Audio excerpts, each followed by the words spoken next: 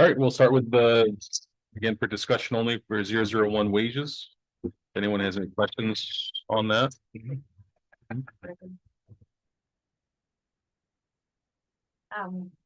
George, can we vote on last week's minutes first? Oh, yeah, yeah. At the end? Yeah, we can do that right now. So need a motion to approve the minutes from last week.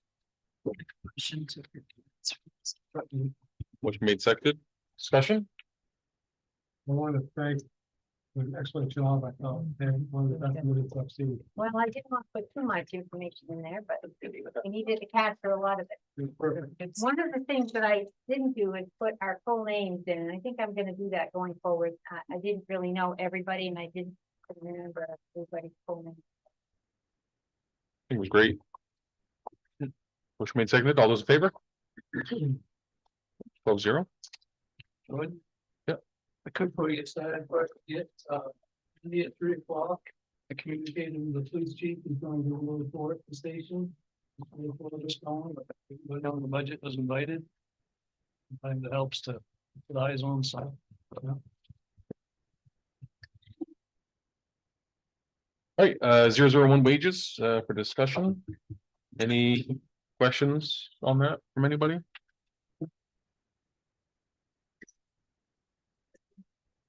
Other than the same.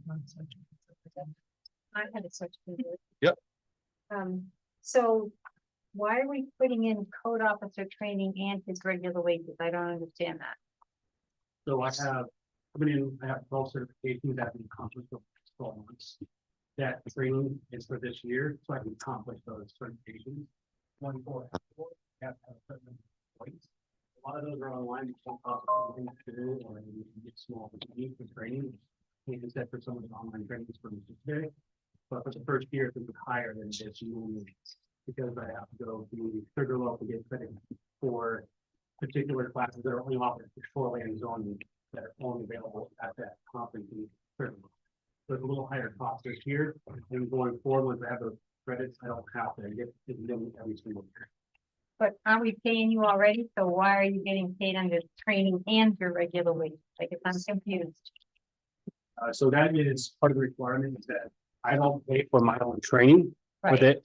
So it has to come from the town. The town is for that. That is separate. Are you No, I'm just salaried or talking hourly? I am salaried. Well, we're Yeah. talking about wages though. So the trade. Oh, I see. what you're saying. He has an accelerating scale as he achieves his certifications, he gets a little bump in pay. That was the deal that was made when we hired him. Sorry. And so that lower base pay is for a short time as he takes his training. Sorry, Jabet. I was looking at a different line for training. I was looking at the next page for training. So I do apologize. Okay, so Yes, I do. 2,080 Correct. hours. So that's what it correct. is. Because as That's I get correct. my trainings, I get slightly more for my salary was the agreement. So as I get more qualified for the position, as I'm going up, I get slightly more to get to what the agreement was.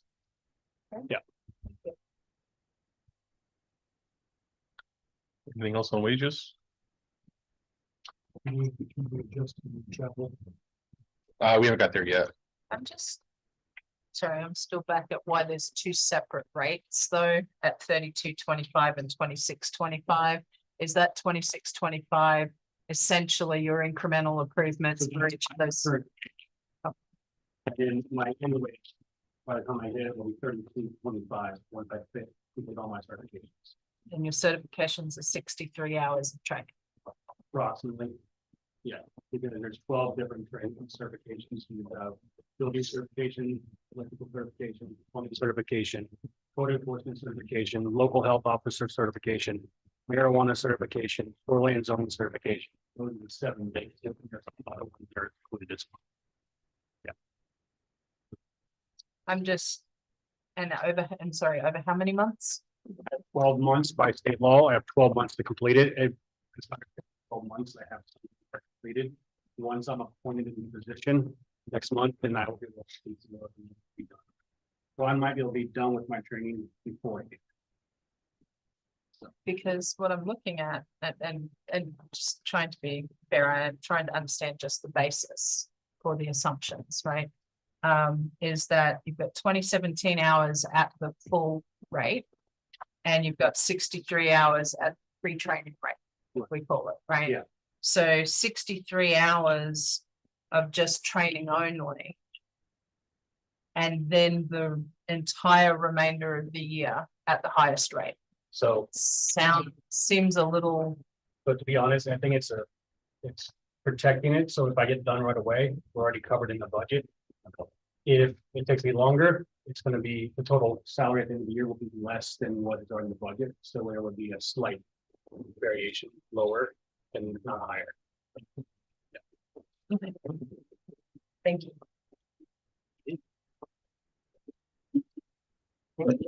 What's your working hours? 40 hours a week? 40 hours a week is what we're scheduled for, but then obviously we have meetings and stuff like these are the council meetings I'm at. Ideally, I try to make sure I'm here, that's at 40 hours, I'm not adding extra hours into this to try to gain comp time. That's not how I'm as a person, I'm very straightforward, so. It's trying to get the job done within that time period, because that's when your working hours are of the contractors. And that's who I'm working with mostly. Your salary, not hourly. Correct. I'm salaried 40 hours a week. Starting at 55,000 a year. Once I complete all my certifications, I'll be at 67,400. So salary overtime. No overtime. I mean, not that you're working overtime, but should you be working I overtime? do not get compensated. I get comp hours that I choose to use, but I do not get paid overtime. So you're gonna be going to planning board meetings as well, right? Do we have a full complement of planning board members now? We do. We do. Okay.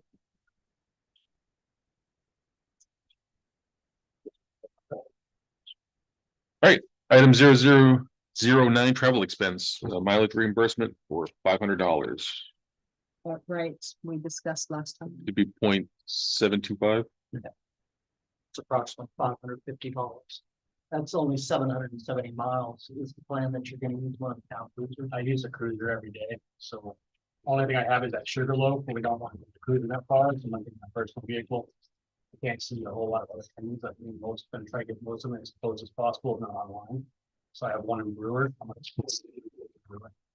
So anytime we can use a cruiser, I'll be using it. So I put a couple hundred miles on it, doing inspections in the last 8 days I've been here, so. Trying to just use that cruiser for all it's can. Thank you. Well, that seems simple. It's in line with history. Motion for the net request. $500. Second. 550. Okay, 550. Motion made, seconded. Any other discussion? All those in favor? 12-0.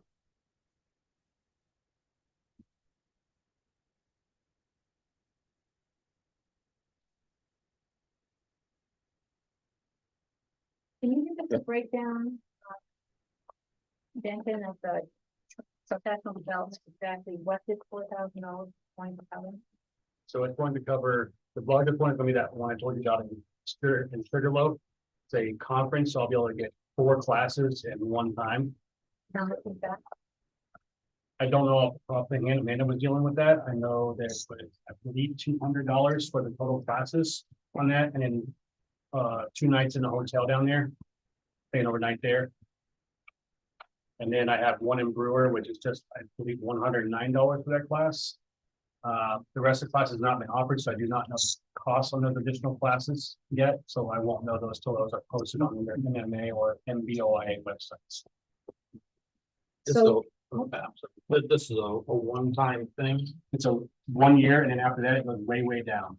Like, I don't know what Amanda had, but I think she had, what, $500, I believe. A lot of this is the training to bring him up to being a certified code enforcement officer. And next year, this line does go down significantly. Yeah, that's what I was getting at. Obviously, we want to make sure that we get it done. And we don't need to budget for it then Correct. beyond that. Yeah, exactly. Is there anything in place, not just this department, but all departments, like, so if we're paying for the train, I know like with police, we pay for the training, they go somewhere else, we get reimbursed. If we're paying for the training and like, so you got done within 6 months, are we like getting that paid back or? Dent and I have a handshake agreement, but we have nothing in writing that anything is owed to us, if he decides to depart. I can't say that I've been here 8 days and I have a love the job. So it's something I've been spending 17 years waiting to get into. So it's what I went to college for. And I love this town. I used to deliver bread up here for 7 years. So it's nice to get out of something that wasn't intending to do when I went to college and get into something what I actually did when I went to college. You need to statewide standards so they can help them with the issue. We're working with that right now. That's in the process. I'll talk with, it is Hafford, Richie Hafford. Yeah, and another gentleman, I think Todd Curtis, maybe Rob Curtis. But I've in contact with two, and then Amanda's been dealing with it as well. So to give you a straight answer, Charlie, yes.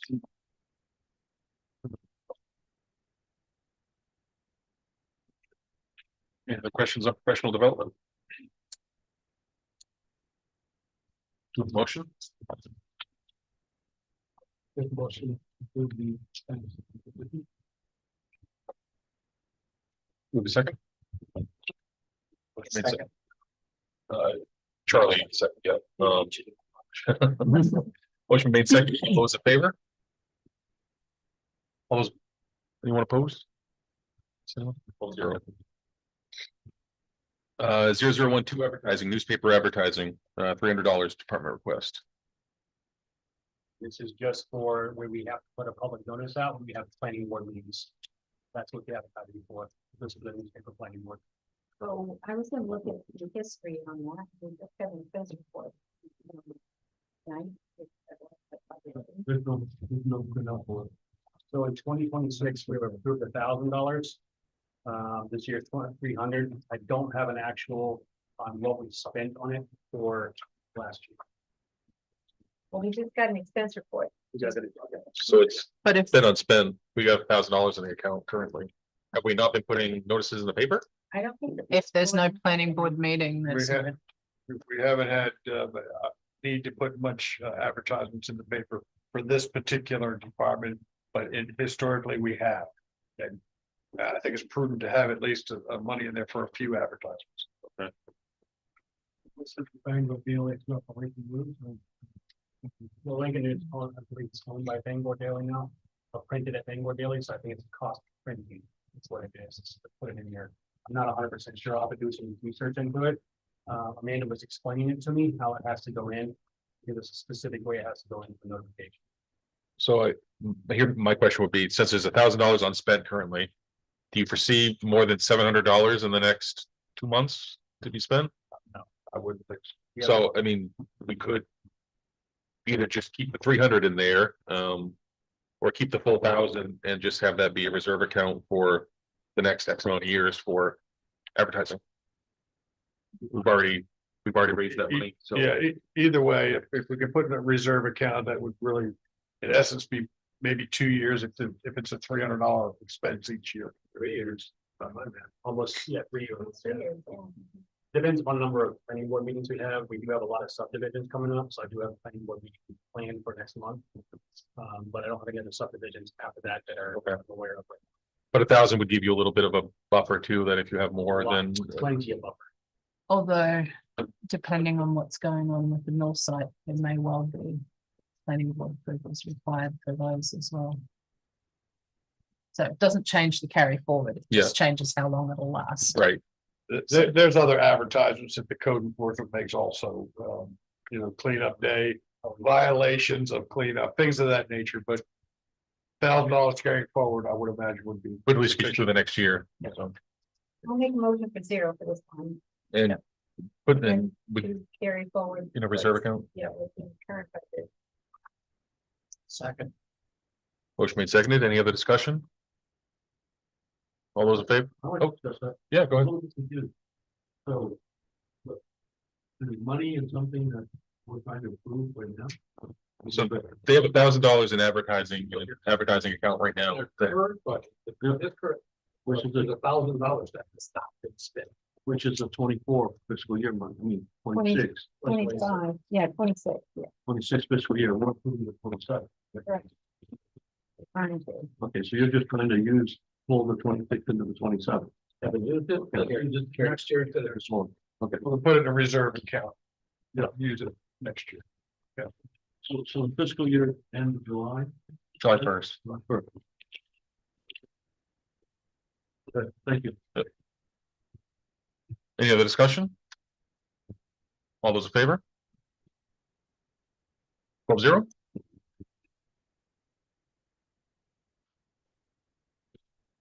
Right, 0027 consumable supplies, department request $300.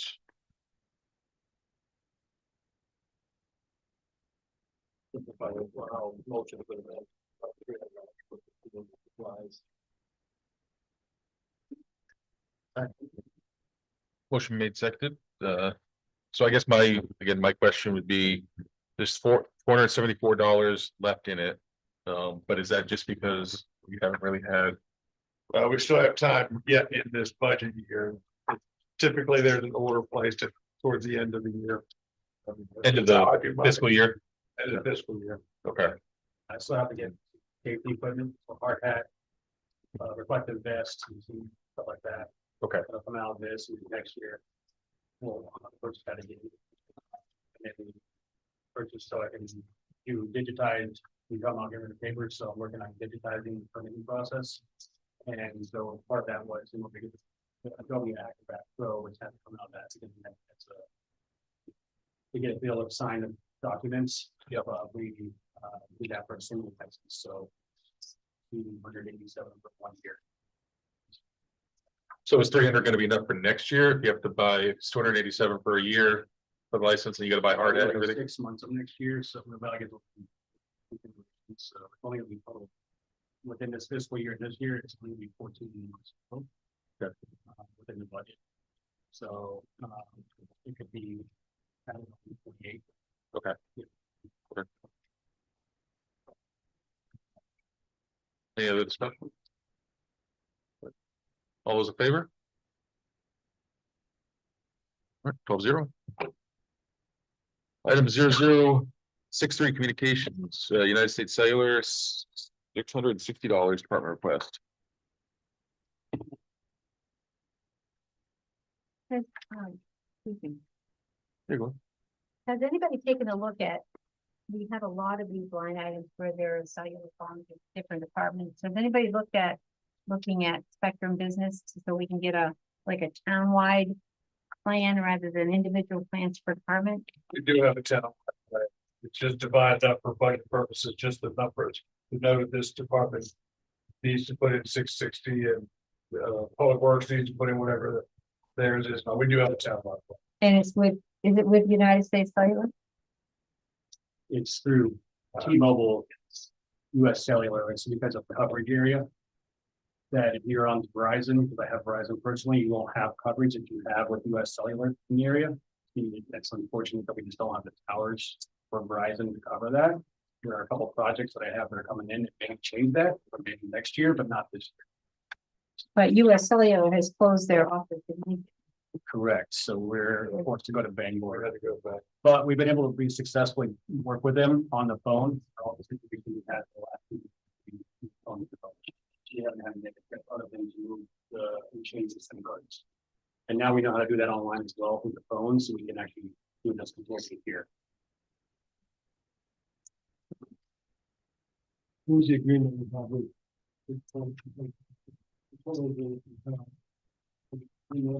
T-Mobile, US Cellular, that's the same company. People want to say. So I'll ask another dumb question. It says in the description that it's $55 a month times 12,520. Why are we asking for 660? I am not. I don't know the answer to that. Other than it may be an error there. I don't know the answer. I think the 520 is in this print, because if I divide 660 by 12, that's 55 a month. Okay, Thank you. Oh, it's- Yeah, it looks like these are on a contract anyway, so. Price is the price, yeah. Yeah.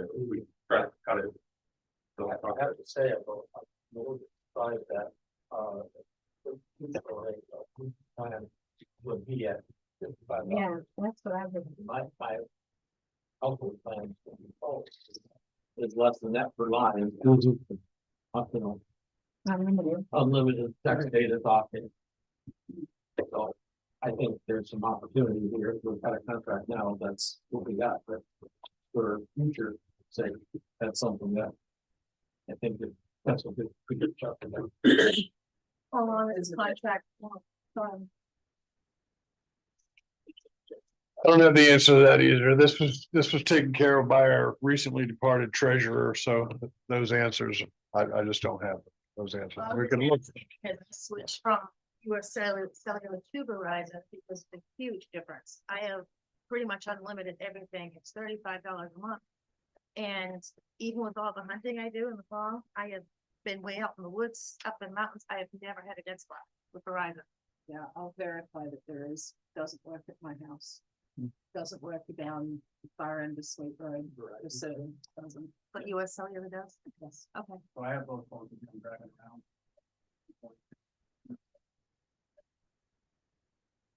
Different places that are going to.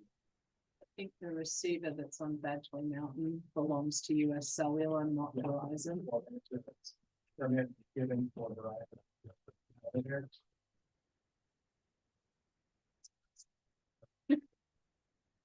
So I have Verizon too, so the Yeah. service is iffy some places, so. Make a motion for the 660. Motion made, seconded. Any other discussion? All those in favor? 0. Okay, that does conclude the code enforcement. Operating budget. Thank you. Thank you. Thank you. Thank you. Hope your second next. is as good as your first. Hope it continues on. Up next is the library.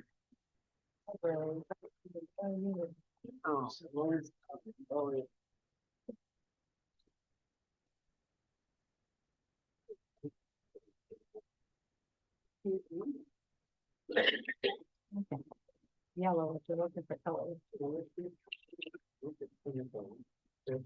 It's the yellow tab all the way in the back. Yeah, You said we don't do.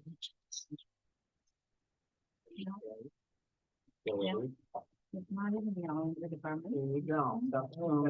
Right there, green. Agree. Apparently they're all different. Yeah, she's got the lines about you. My wife. It's screwing with that. All right, we will start with, we'll just do both of them, 001 full-time wages and 003 part-time wages. Do you have any questions on those? Yep. I would like to, make a recommendation to the town council. Okay, And that is that the library hours be trimmed to 24, 25 hours a week. And that it be staffed with part-time people. That will shave about 2% off of the municipal net to collect. That's a significant number. So all the employees will be part-time? Yes, ma'am. That 2% reduction in the net collected based on 3 part-time employees. Even if you raise it to 4, it's still a significant reduction. Okay, so you're even taking one of the part-time people out completely then. So, because they have currently 1, 2, 3 part-timers now, plus 3 full-time. And my proposed plan is 3 or 4 part-time people. Okay. 25 hours a week is 5 days a week, 5 hours a day. 24 hours a week is 6 hours a day, or 4 days a week, or the reverse. said I would disagree with that because like I said, the library is the one thing that we have for people that's I don't want to say free because it's in the budget and we pay for it, but it doesn't cost people to go get books, and that's all a lot of people have, so. They still have 5 days or 4 days a week to get books. People work, how are they gonna? They don't get out till 4 and they're closed at 4, how are they gonna? they don't- Somebody else could be evening. I would second you. Right. Your recommendation. We can change the hours so that some morning hours, late afternoon hours with some so there's a combination so that people can get to the library. Yeah, like I said, I would just disagree, I've seen the attendance over there, and like I said, it'd be something I would totally disagree with, but. Question.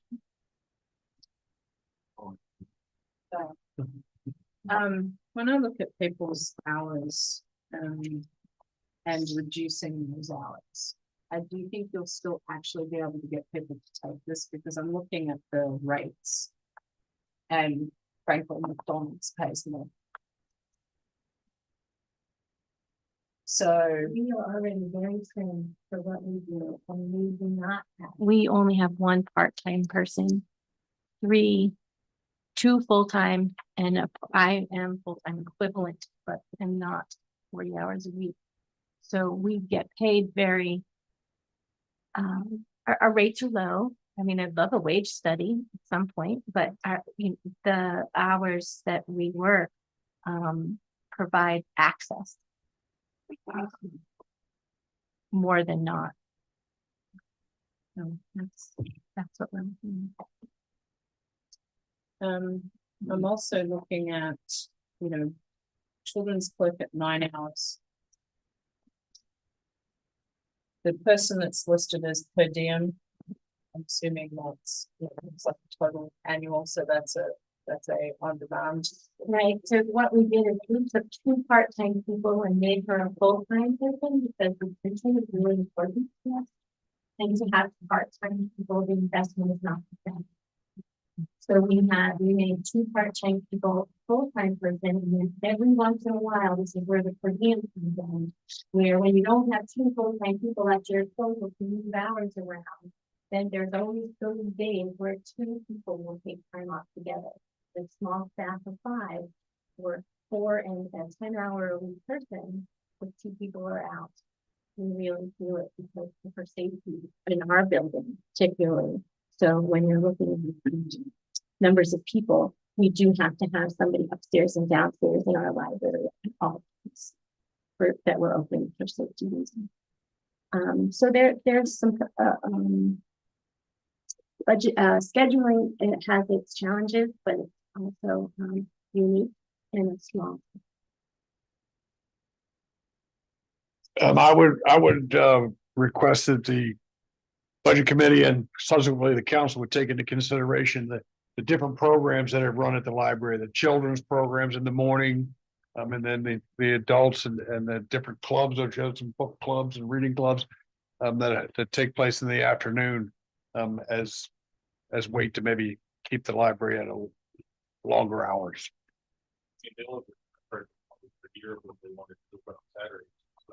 We are 2 Saturdays a month. Yep. And the way our schedule runs, if anybody's interested, is that people in Lincoln come and do their errand shopping and all they need to do in town. So we have a lot of people in the morning, and then it quiets down in the afternoon, midday, and that's where we all get lunches. So when you have a full-time employee pool of 3, then we tag in and out, and then the wage picks back up until the end of the day. So that's pretty much how our day runs. There's a warning, there's a quiet down, we cover each other, and then there's the end of the day. So yeah, we are a library that's open for longer hours, but that's what we retain for the time.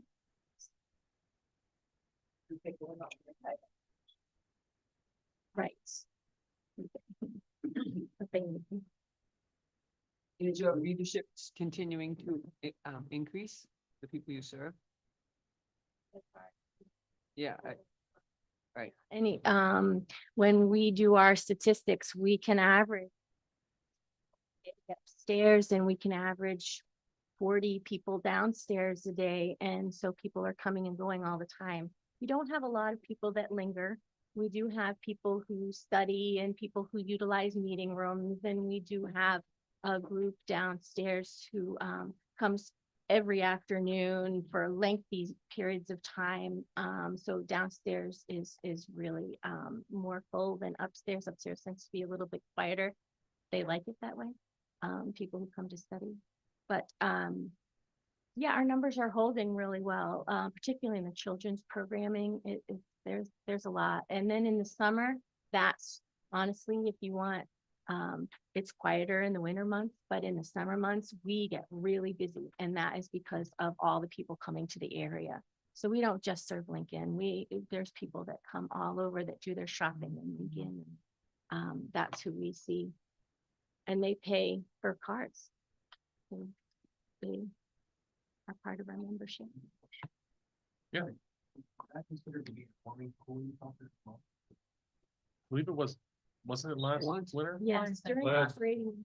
Yeah, but we advertised the cool warming center at the library one year and Public Works one.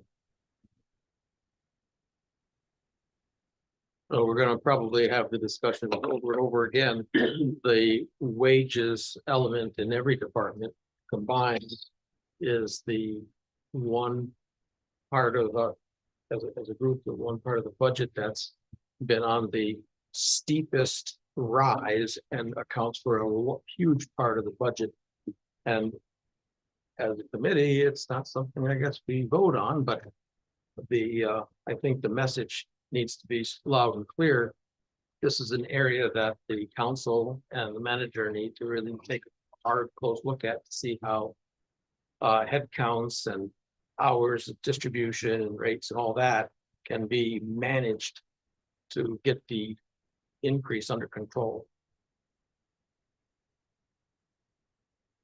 And if we add a second full-time person to the library staff, does that entitle them, that full-time person, to the full range of benefits? Full-time is full range of benefits. Yeah. So medical insurance, health insurance. Yeah, we're considered town employees as at full-time. Yeah. That's what, an additional 30%.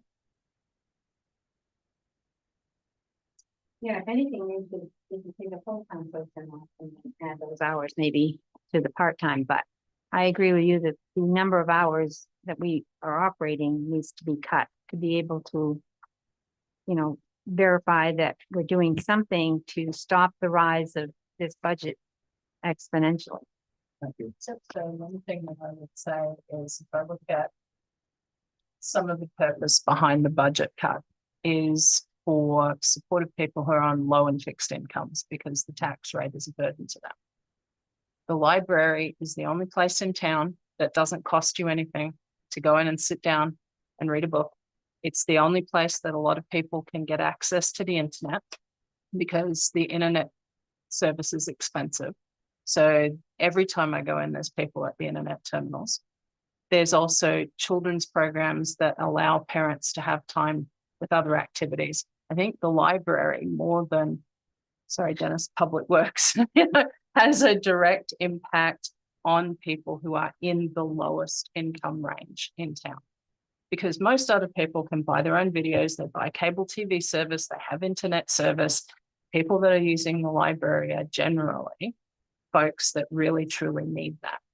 So I don't want to be taking with one hand and giving back with the other because I don't know that helps. We're just concentrating the number of patrons and fewer hours.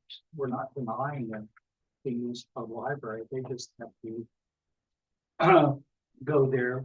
They have fewer hours a week to go to the library. We're not denying them the library. But if you limit the hours, then.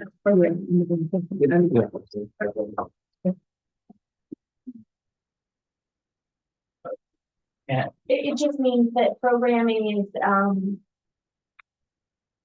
both morning and afternoon, and, it is a value that we added without adding any more money, we have programs for adults these past 2 years, and we haven't added any more money to our program line item.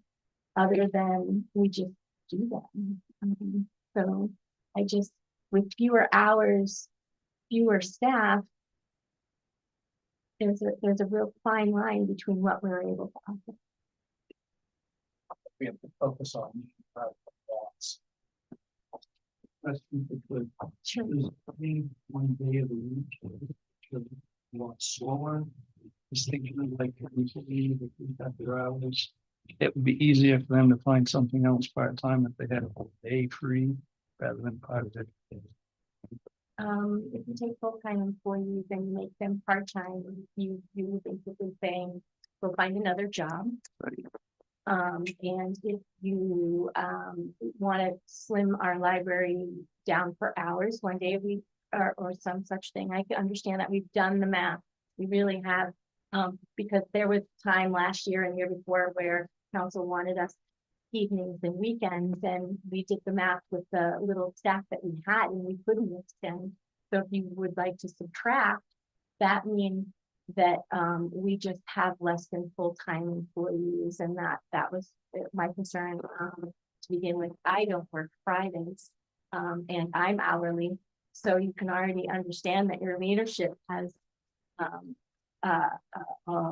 shared role there already.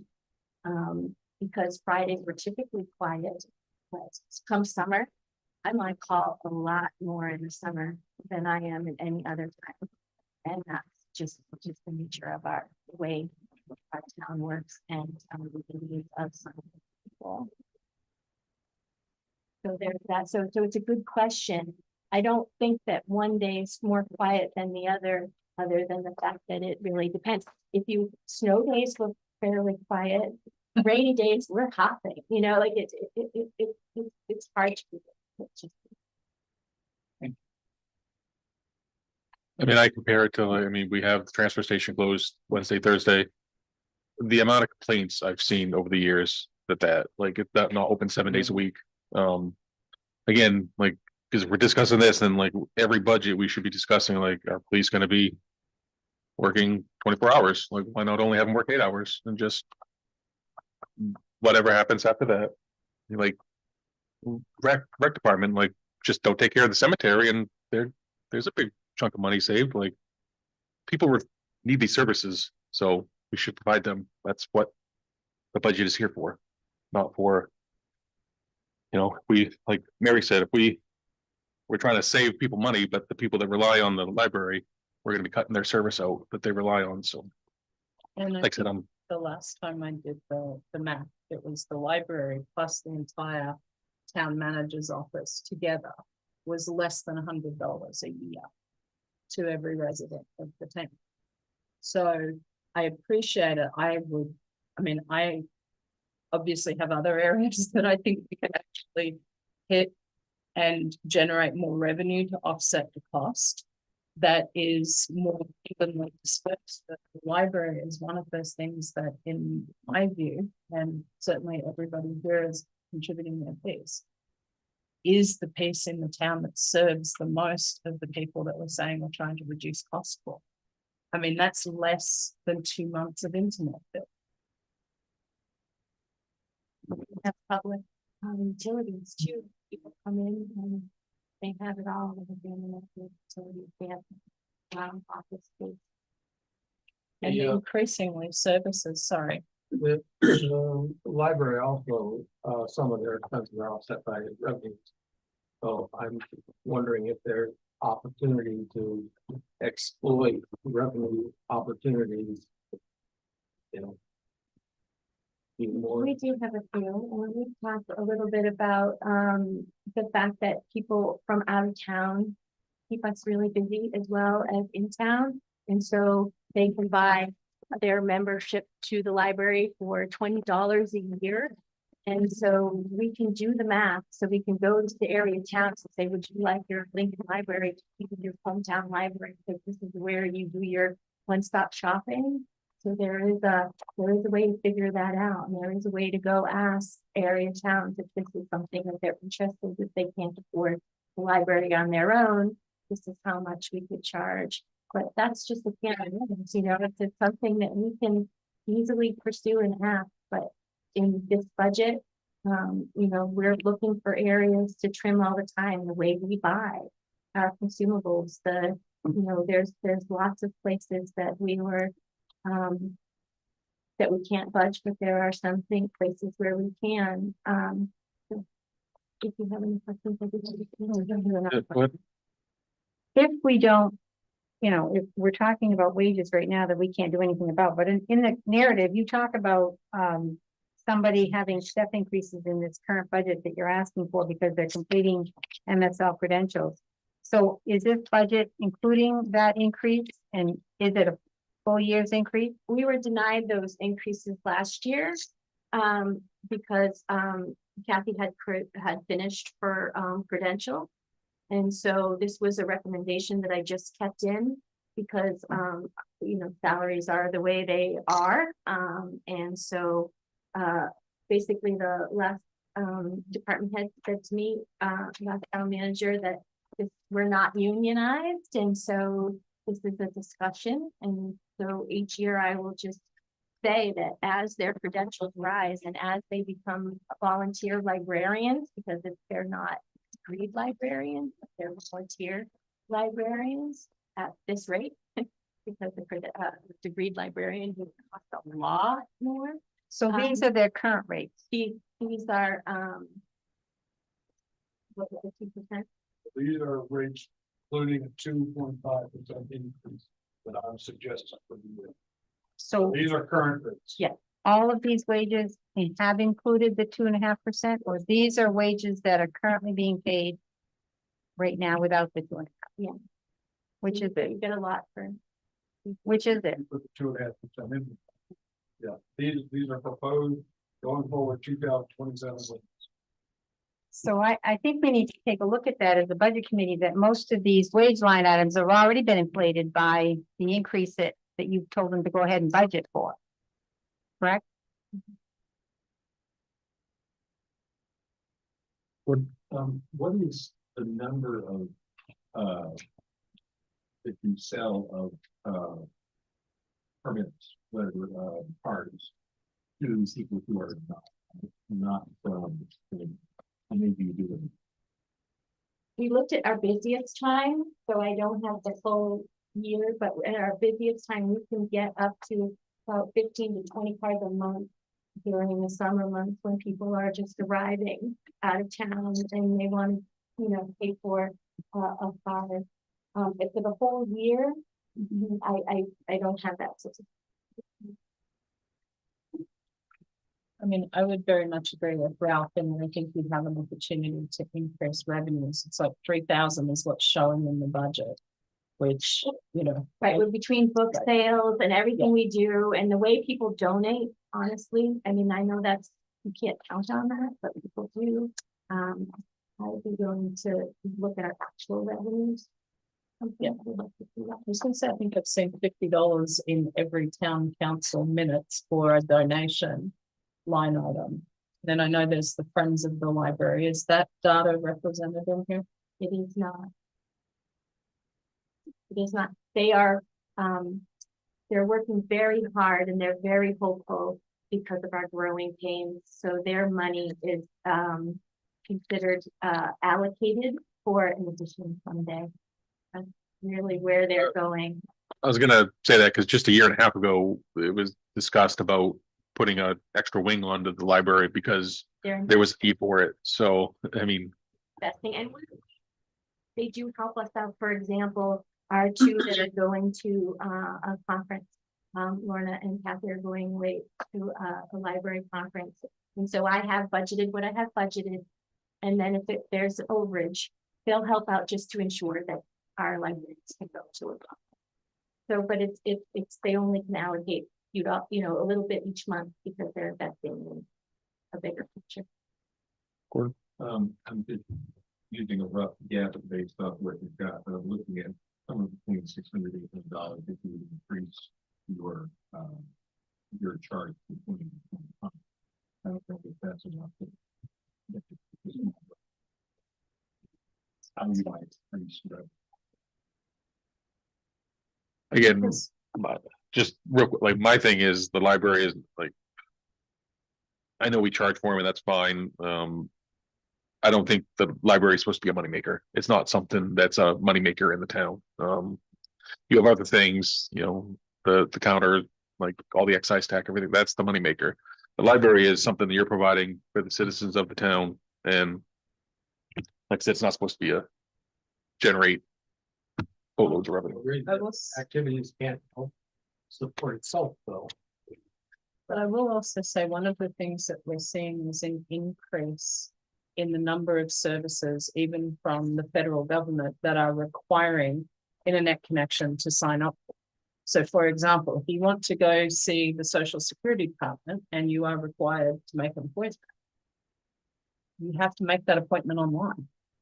So if you're a senior and you can't afford internet and cell phone service, or you're more like some of my acquaintances have trouble with some of the technology, then where are you going to go to even get your appointment to go into Social Security? And that's going to the library. Really help.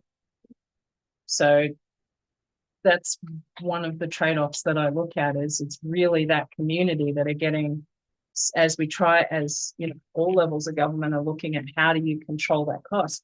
They're squeezing it more into the online for the population that's least online literate. And my concern with the library is it's already relatively low cost compared to the other departments. And it provides a really critical service for the people that we're trying to reduce the taxes primarily for. So that's my own concern. You really need to stick off this emotional feel stuff, and stick to the data. Mm. Bottom line, the library only went up 1.31%. That's 131%, exactly what total, like, top the liquor lines. Their department's actually been under control. Not like the police department, it's 314% above what they were in 2020. That's what we need to look at, the big guys who basically have chopped up this and stopped and standing on top of other people's things. Yes, you can trim a little bit of money here, but that's not the real money. The real money's out. I agree on that. But 2% of the net. But when you come down to this, and you sometimes end up with, when you still cut, you end up cutting everybody at once, the total drop, if you're actually hitting the number. The problem is, with this whole system, the way it's set up, we never get to hit the number, because we never get to do the whole number to see what the mill rate is, to see, to really close the whole equation. I think it's done on that quite deliberately. Because whoever sets the mill rate really sets this whole balance of this equation of the cost and the expense. So I think it's a really broken system, the more I learn it, and I think it's done on purpose. But anyway, my whole point is, it's these other big guys, and then one really, really big one that's in this thing that I'm not gonna talk about it. Yeah, go ahead. If we pick up 2% here, 1% there, 1% someplace else, that adds up to a significant reduction in the municipal net. I agree. And that's how we get there. We trim a little bit here, a little bit It's just there. hard to trim on somebody who's done right all along versus somebody who just abused the system. You know, has got 314% above total. I agree. Except, I mean, again, I'm looking for savings here, there, and everywhere that the library stays open Well, it's just a, 4 and 5 days a week. People have access to it. I'm trying to maintain services rather than eliminate. oh, yes. Anybody else want to say anything else? I think we need to look at it. The kids are in the library, they're not down on the streets. I spent a lot of time in the library when I was a kid. Money to buy. Well, that's why the warehouse mission was open. It was open when the rec department was done. And in the wintertime when gyms aren't available. That's why they opened up the warehouse. Community system. So, and they did a lot of people. Byron? If I could add a comment, because there was discussion on on going to $5 on this $20 fee that would generate a little income. Unless things have changed when I was serving with Ralph on the budget. That money goes to the general pot.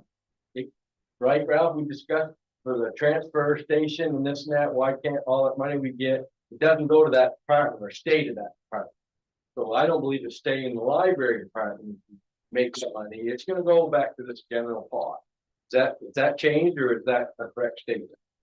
I believe that's how it works. Yeah. It all goes to the stipulation that it goes Yeah. to a reserve. Yeah. Yeah, that's gotta be, but it's not that department's. reserve. You might think you're doing something and getting money for the library, but it's gonna be thrown over here and spent on who knows what. Just one point that. Well, we'll just. And who wants to make the recommendation to the council to, We have a Cut. motion on the floor. Well, Yeah, we don't vote. recommendation, I know, but it's a recommendation that's yeah, already on. so the who wants to make the recommendation? Who's in favor of making the recommendation to cut the library? You can't vote on it. I mean, we're. Yeah, we're just gonna, We're just kinda- gonna put it in the minute. yeah, Hopefully they read the minute. What was the motion again? The motion is that we trim the library hours to 24 or 25 hours a week. And we use only part-time staff. And it could be 3 or 4 people. The part-time is like 32, right? The new part. So they would work, if the library is open 25 hours a week, they would work 25 hours. Each person would work 25 hours. Or could work 25. Well, it depends to the ones who've been there all these years, and. And. They- They're gonna go down part-time and with the full-time job and benefits. They will leave their full-time job. So they'll lose out like that. yes, If someone's working full-time, they're not gonna take part-time, most of them working, somebody working. At the job. I love this idea. Yep. Are there skills or knowledge in the life?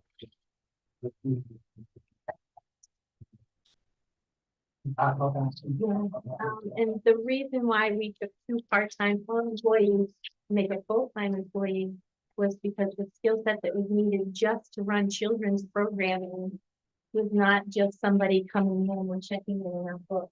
It was somebody who could network. It was somebody who knew the collection, and somebody who could make recommendations to people, and somebody who could care for their children. That could support parents being together. I mean, there's a skill set of just group management. There's upkeep in the library that, unless you're invested, it's gonna look bad really fast because we have a lot of population coming in and out of our doors.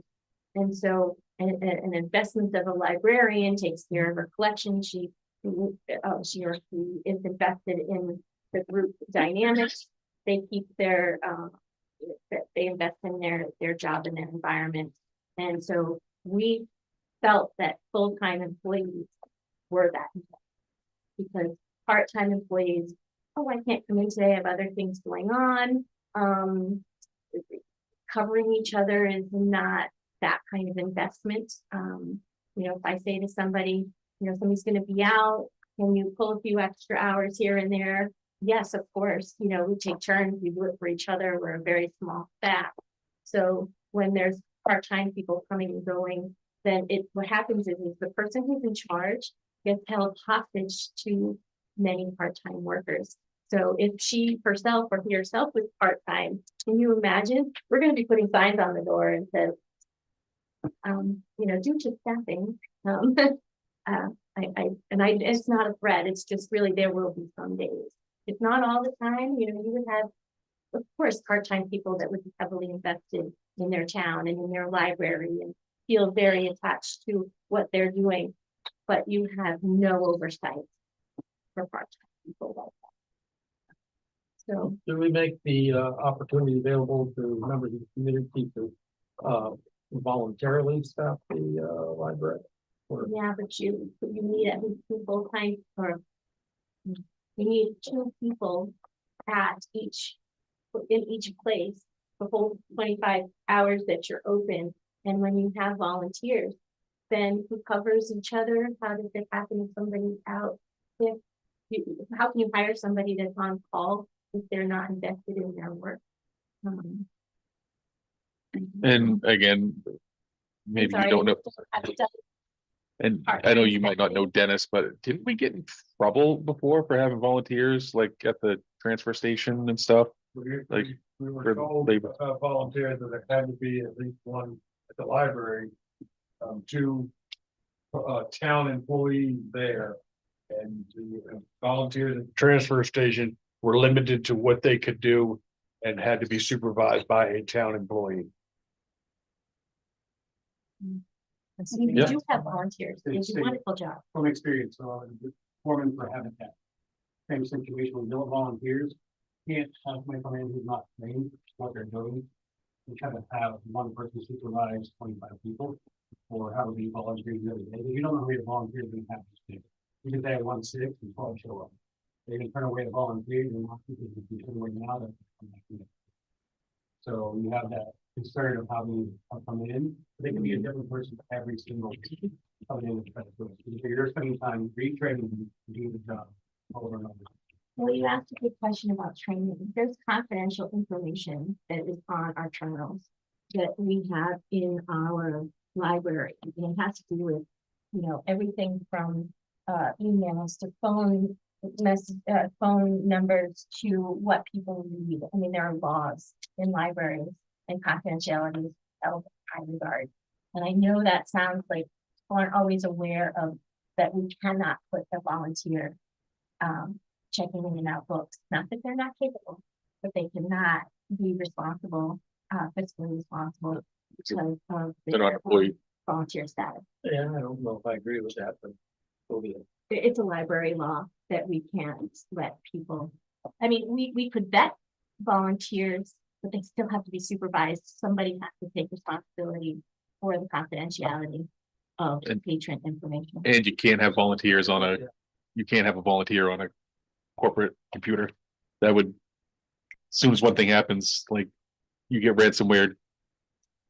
Is the town gonna wanna go spend $10 million? I don't think so.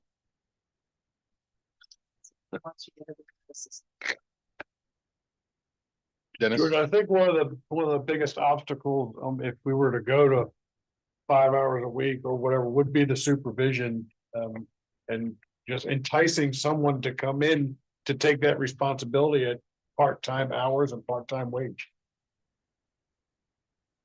So I guess consensus, who's in favor of cutting the hours? Then that would be the recommendation to the council. 1, 2, 3, 6. 1, 2, 3, 4, 5, 6, 7. Hands up again, just make sure. Yeah, 7, all right. All those opposed, I guess, for consensus, yeah, Okay, make that recommendation.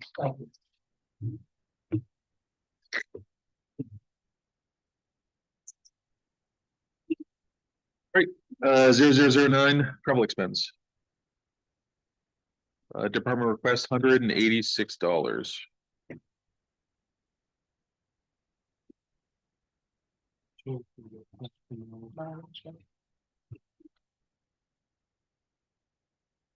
what is mileage for? Go on. I'm sorry, what is the mileage for? Is The it- mileage is for the librarian conference that they go to once a year. And I went to Augusta to defend the van delivery system that we have. So I was in that as well. So there's very little travel that's scheduled other than conference and then the occasional advocacy. So what's that amount of mileage rate? 105.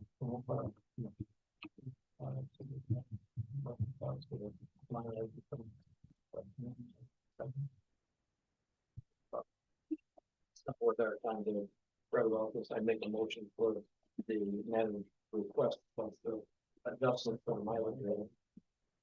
So 113. I think it becomes 197 7. for 0009 capital Yeah. expense. So you made the motion? Yes, I. I'll second that. Seconded, any other discussion? Any discussion or? No. Oh, all those in favor? 12-0. Right, item 00110, professional development for department requests $607. So what's professional development is, Conference fee. 534. To send two people to a conference. what does And- the community gain from attendance of the conference? It's they're volunteer librarians, and to go to a library conference is where they network and they gain their skill set to be able to come back and give it to the rest of us. So to send two, to train 5 or 3 more. That's.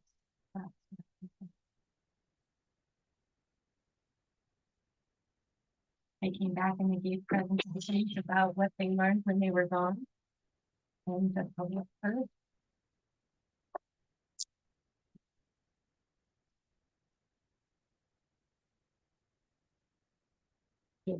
Yeah, go ahead. So you have money left in this year's budget. You haven't been to the conference this year? They haven't gone yet. It's in May. It will be sometime. And their membership also has been included in the next line item. So these are the 3 line items that make that. Well, I make a motion that we send 1 person, so I'd decrease that by $200 to 307 for 0010. Second that. Okay, seconded, any discussion? All those in favor? All those opposed? 10-2. 10-2. And again, I'll make a motion that this be 1 membership, so 35.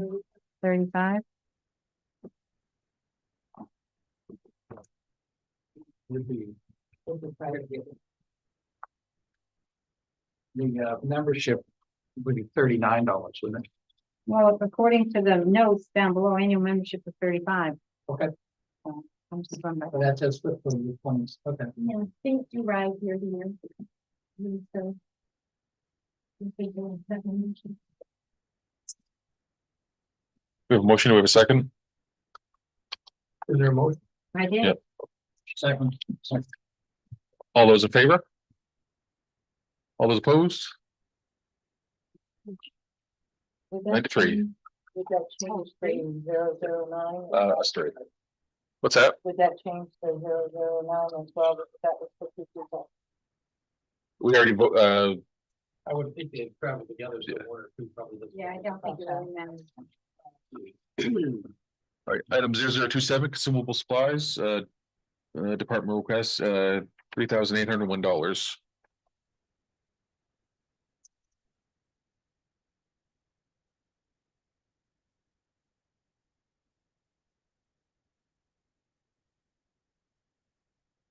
So for nearly 20 years, that line item has not really substantially exceeded $2,000. Yeah. Why the big increase? Doable. Little cost, doable cost. And what it takes to keep a library open. Void utility, like bathroom utility. This is where the cost of living, this is something like, this is a 75% increase. We also were buying through Quill. So our previous, we had made a motion in this new budget to also, get consumable line item that was reasonable. I cut it by $600, just because we go in consumable over and consumable every year. And so what happens is we keep out of the red for what things actually cost. Because it's cleaning supplies, it's toilet supplies, it's, paper and ink and, all kinds of, needs around the library. So I just feel like the cost is it goes up more than what we considered, $600 less. So that we can stay out of the red and still, this is what we're doing. So anybody who's buying right now has to look at a different way of buying. So the different way for us is to go to Amazon. We've never used a whole lot of Amazon before. Now we are trying to streamline our buying with the town to be able to stay where we can. And we're hopeful this year that we won't go over in consumables. I only went up 3%. 3% over a budget that we're in currently. This year's budget. And the spend from last year. Was up dramatically from the past. Yeah, go ahead. I was under the impression that the finance department consumables included, I think, like paper towels and toilet paper for other departments. I thought that was a lump sum for all departments to pay consumables, buy our own consumables, If- supply our own. I think it was that way, but I think like 7 or 8 years ago that changed. Like I don't remember the exact year that it changed, but But that the council number has wanted- never gone back down in the council finance wanted it department. to. Yeah, because then finances. I mean, we consumables went supply up. for the public all year. All year on this little bit of money. George, Mr. Chair, that changed when we moved out of the old town office into the new town. Okay, yeah. So like 2020, 2019, 2020, 2019, I think. something like that. 'Cause I remember the council wanted consumable supplies, what each department actually used, not the department, and then. And not tracking it. also, a lack of storage space to store large quantities of it at a central location.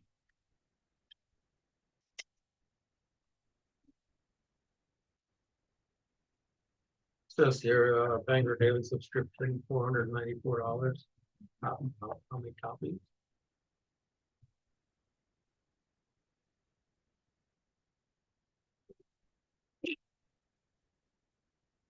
We have access to e-papers, if that matters. $50. What? Lincoln, Bangor Daily, $2.50 I'm a sorry, day. Bangor Daily, right?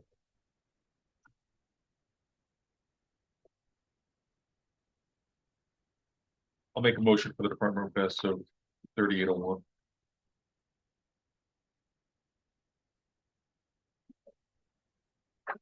Any other discussion?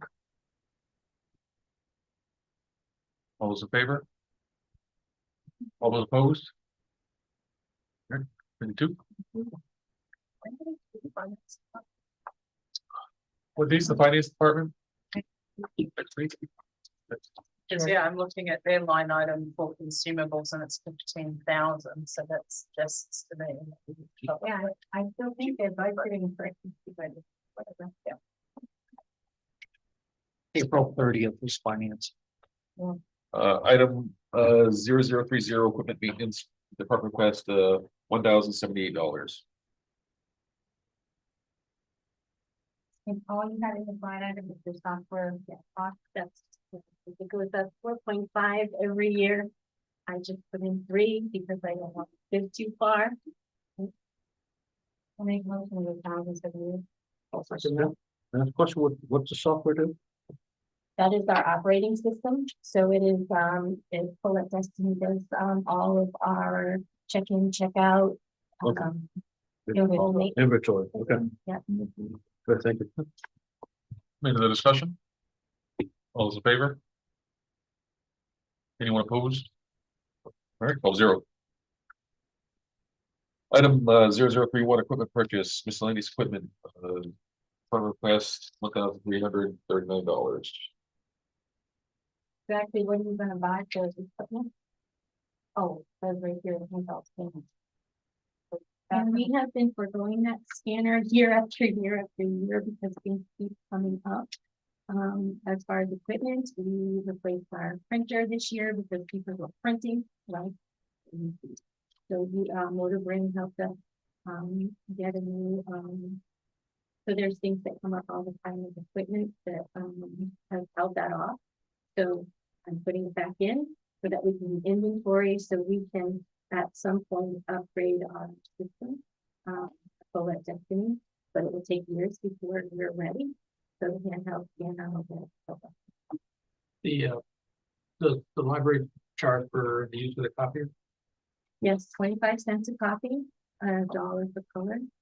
And people are actually running all the. It's the only place in town that we can print, copy and scan. You don't have your own home printer. I don't know. But they usually. Yeah, we can scan on the wireless. Yeah, yeah, but we do also print for people, then it's still the same cost. Yeah, the scanner, you're talking, that's a handheld barcode scanner for check-in and check-out. Oh, the handheld, we had one in the library 3 years ago, Well, what and purpose? it's no longer there, so we have been putting it back in our budget. to have- But what is it used for? Oh, to go take inventory. We have, 30,000 books that, we read and maintain. Oh, and Scan So barcodes it's a on. scan, yeah. So that Otherwise, you have to take them off the shelf and scan and put them back. How much is that scanner? That scanner, it's about what I put in for equipment. It was quoted last year at, 1,200. So I tried to just, catch up with what it's gonna cost by the time we.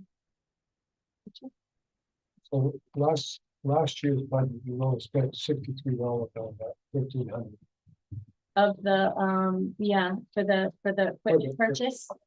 What we ended up doing for equipment purchase last year. No, this year. Budget. Current year's budget. Oh, the current year budget, yeah, so, our equipment purchases, for this year, I don't know why our, I guess Melissa had taken care of our printer another way. Which was, Motor Brain probably helped us out with that, but that was budgeted, and so as soon as, whether I can get the handheld scanner now, or I can put it in, matters. And then the other equipment purchase that we are needing to do, I only bought this, the scanners that are stationary and have wire scanners last year, because we were to buy another one this year. So, no, I haven't spent that because we are already over in other areas. Do the same thing we've been doing with that for the reserve and make this budget $500 and something. Like I said, my only concern with that is just that they did buy equipment, so if it hasn't been taken out of the account yet. I think it is going to be, I don't know that for sure, but Yeah, without, it hasn't been reconciled yet, so we don't really know. How long ago did you purchase the equipment? The Epson, maybe 3 months. it should have been, but. Again, Melissa's not here to, No, she Say. reconciled the budget in the end, and so we definitely have some equipment that we bought, this year. And haven't bought.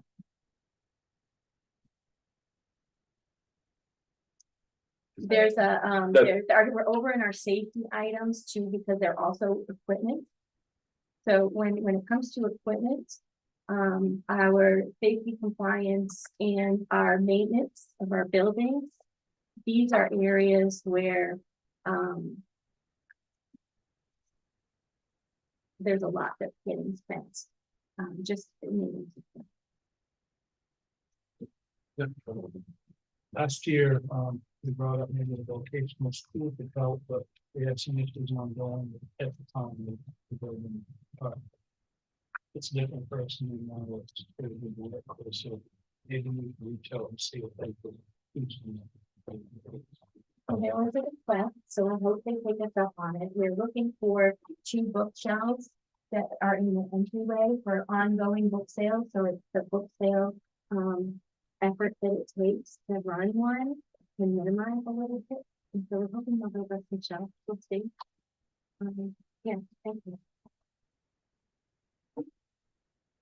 Okay, so here's another question. You mentioned it's handheld inventory, so they can scan it without having to take books off. In combination with the earlier recommendation of reducing hours and going part-time, it would seem to me that offering a means of being able to do it faster would be beneficial if the council takes up that recommendation. And you're encouraging us to approve the handheld scanner? Yes. I agree. Sure, I'll make a motion to approve the handheld scanner. Obviously, it's what they charge, but your estimate is $13.39.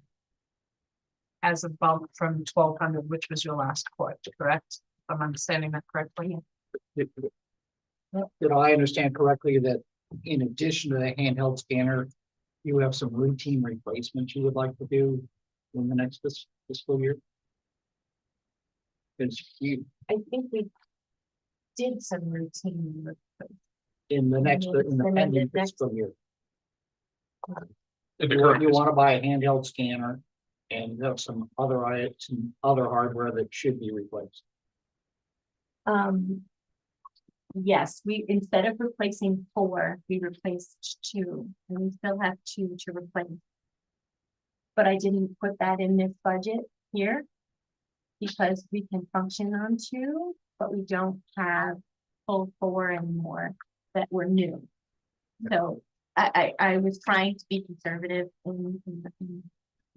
So, yeah, may I return to you? So your motion is essentially we approve buying a handheld scanner for approximately $1,200 or $1,300. I'd have to get a new quote for this budget for that particular scan. So I put in what we were quoted plus a little bit more, because now today I don't know what that's. But we could approve this, and you'd be gonna Get it at what? get it, and then the council can approve. Get the actual number and the council approve the actual number.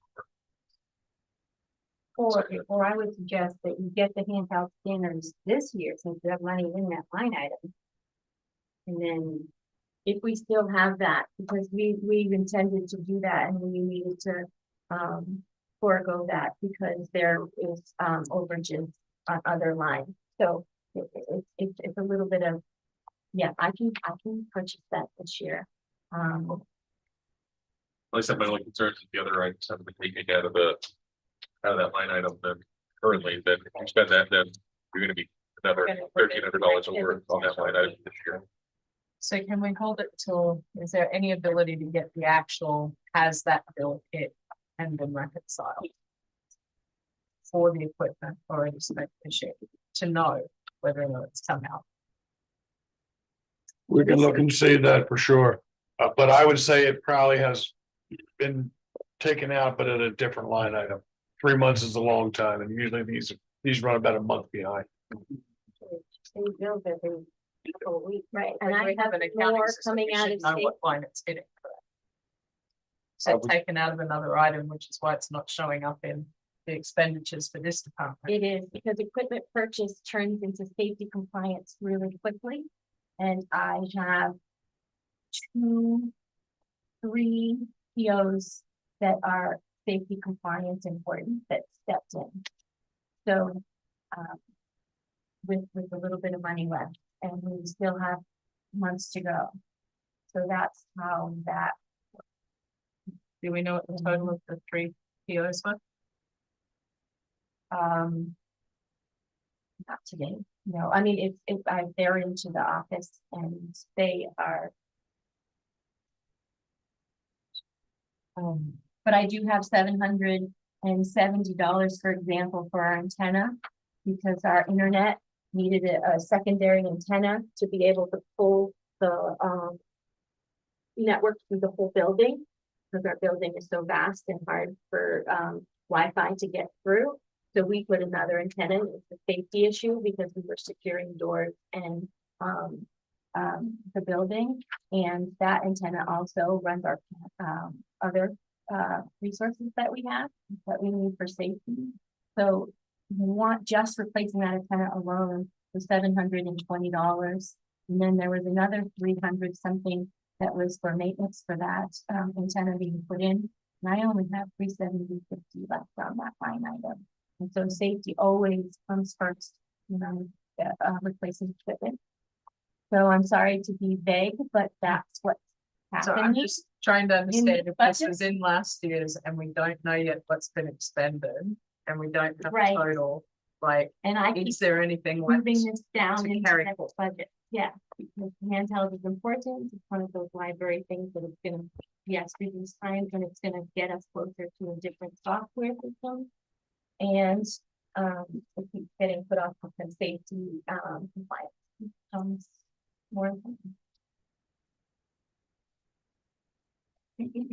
Yeah, I mean, your motion that we just, I think we're spending too much time over nickels and $5 bills to just approve the 1339. You're making a second on her motion then? No, And I'm that's- bouncing I That's what I motioned, was we accept 1339. second. Let's do it. All those in favor? Anyone opposed?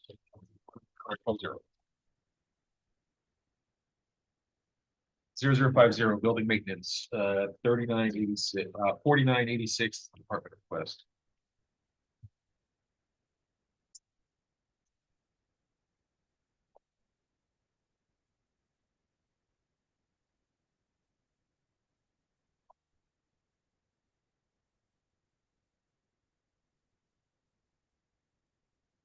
So the. excuse me, George. Yeah, go ahead. The explanation is a little bit like everywhere. Are you saying that you have $8,940 in the capital plan for new doors? This was an estimate, and since, we had just, this is how fast things happen in the library. Our 3 doors are now fixed. So for $3,000, we have those safety compliance, those 3 doors are fixed, our building is secure. So now I have 1 door for $5,000 out there that still needs to be done, upwards of $5,000. And that is our boiler room door. So we have things in our building maintenance that are just always the filter cleaning, the general maintenance, the boiler cleaning, we have a stair rail that needs to be replaced, and that is a big estimate, but it also our safety compliance line item doesn't support that one, but it was done during a walkthrough. So what I'm trying to do is take our building maintenance and make sure that the building maintenance stays building maintenance, so that we have other money that if we go over in cost here, then the capital plan usually supports that, these line items. So we spend that right down, with all of the things that need to happen in our library building. And this year, we still have, rug cleaning to do as well. So most of our doors that were placed, we did that with our capital plan this year. The 3 we had done with our capital plan, and we have things to do. So these are just, what's left. You For said building. there's a door that's gonna cost $5,000 to replace. Whether it comes out of a capital plan, it comes out of a safety line item, or There's building a maintenance. door that's $5,000. It's our boiler room door, and it is, it needs to be fire Fire rated safety. door, yeah. Yep, and it's, it just entirely needs to be replaced, and that's what it was quoted, DQ door I'm sure quoted that. get fire rated door. $1,000. And put in, and, and Installation. For comparison purposes, the garage doors at the Public Works Department are nearly $5,000 each. Metal door, metal box. For comparison purposes for the door. She has an ventilation. estimate for that door. Yeah, and it needs ventilation. And it's just what I was quoted, so I. But you've only gotten 1 quote, you haven't gone up again with it. No. To ask it, what- But what's for the budget level? purposes, we'll Yeah. get 1 quote, Yeah. and the others are gonna be close to that. For budget purposes, I'm sorry, Mary. I was just Yeah, that asking. is a great thing. Check it out. We'll find that fire rated door. $1,200. I was just asking at what quick level do you need to get multiple quotes? 2,000 of that. Yeah, and that work is fine. It just hasn't happened yet because we really tried to get at least the 3 done. There was a fast track for that. So what still left is the most expensive door. Did they split that between door and installation? Because I'm wondering if like they're not No, this wanting is to install including, somebody else's door. this was included in installation, so it was more in installation. And we asked them to hold off. They were gonna come do the whole, all 4 doors needed attention. This one was straight out by. Our other doors were fixed. But that was for 3,000 for 3 doors, with hardware and brushing and arm mechanical everything. Kind of progress. Thank you. And hardware. No, it's an entryway door, but it's oversized. Entryway door.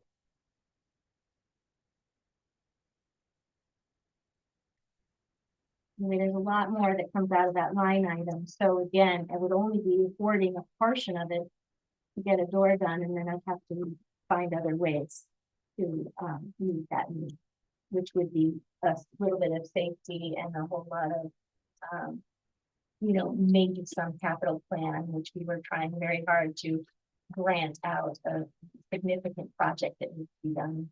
But I didn't put it in the but you're not even asking for the door in the budget. If they add- So I'm sorry. said you don't even have the door in the budget, so you're just asking for the stair rail and the cleanings.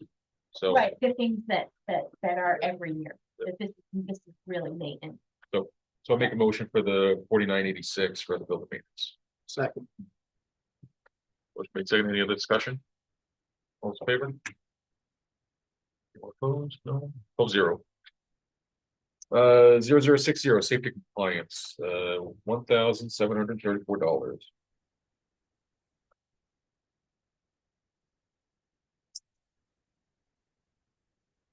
So I was just gonna ask, it was like 150 listed as elevator certificate, which I understand you have to have. Is the total for everything else, that's 1734 less 150? Everything else is itemized to the best of my ability, because there's a lot of variables. Fire alarm and security monitoring, fire alarm inspection, I don't have those numbers. But the safety repairs, for example, there was 720 this year. So I don't know what will come up, but something always does. And the fire extinguisher inspection, we talked about this last night in other departments. If that's about $100, and then if there's anything that needs to be fixed, changed, replaced, that's more of a cost. But the certificates and the safety inspections for the lift, our lift is there's always something that comes up with our lift.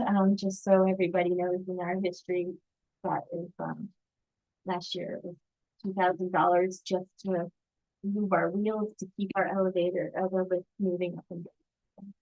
There's always something that happens, but our safety compliance does get spent quickly.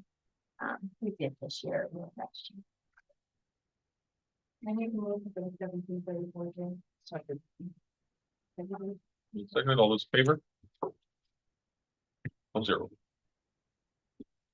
0073 programs, the department request $2,016. You don't charge for adult programs. I mean, you don't, it's all for any adult. Oh, I'm sorry. What we You don't pay for adult programs, do you? I mean, you don't pay any money to have adult programs, I guess. Is my question. Oh, there is accruing some expense for adult programs.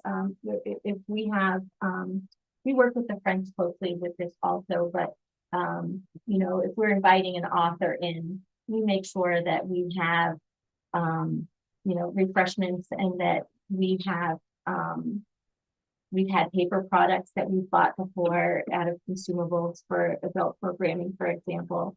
And But you don't pay a speaker, or you don't pay for adult programming. We do, but there is a negotiation between us and the Friends about who's sponsoring what. So if we sponsor it as a library, we pay. And if Friends are sponsoring, they pay. Oftentimes, we do a combination of the two. But yes, we have paid for authors to come. And we have also, like, for example, to kick off our summer reading program, the gentleman that's gonna come doing puppetry and magic for us, he charges. I understand children, maybe we would pay from this name, but for an adult program, I wouldn't think we would pay anybody. For the most part, the programs that we do on a regular basis, we don't. So Homestead Forum, we don't pay for that through the cooperative extension. Yarn Society, people bring in their own product, their own project. But we have paid for authors. The current budget, you want to spend about 40% of that. I want to spend more on that. Summer is summer programming is really the most expensive that. Between now and May. June. And June. We have 400 in right now, so, yeah. We will be spending that. We allocate the programming by month, to spend, so that way, we're sure to have that through the whole year. So we start to look at March, in March, about, okay, where are we? How many more programs do we have left to spend? What is our supplies? How do we get from here because we won't get money again until August. So what we're spending from now until, we close out is what we need until August. You know what you spent in fiscal year 25? You think?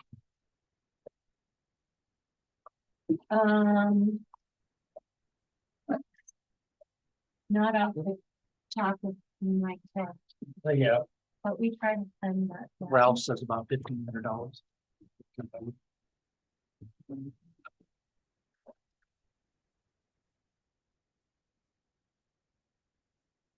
Programs?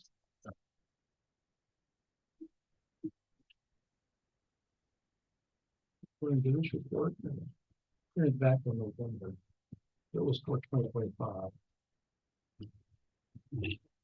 7.9% of the budget.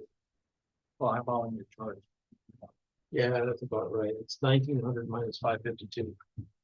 Yeah, so 1,450. I suspect that we'll be spending more this year because each year the people who access our program, our numbers are climbing more and more. So she spends about 200 a month. And it breaks down to, I think it was like $2 and something cents a day. I've done the math, and so what I'm proposing is not too far off from what it costs. It seems to be going up about 20% every year. So it just was.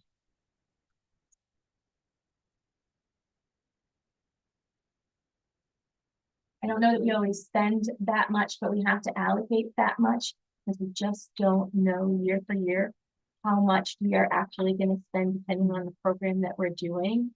I mean, we're very conservative. Florida is very conservative when she's ordering. So we do try very hard to keep our within. For what little you're asking for from program offer, so that's. We offer them 3 times a week, all year long.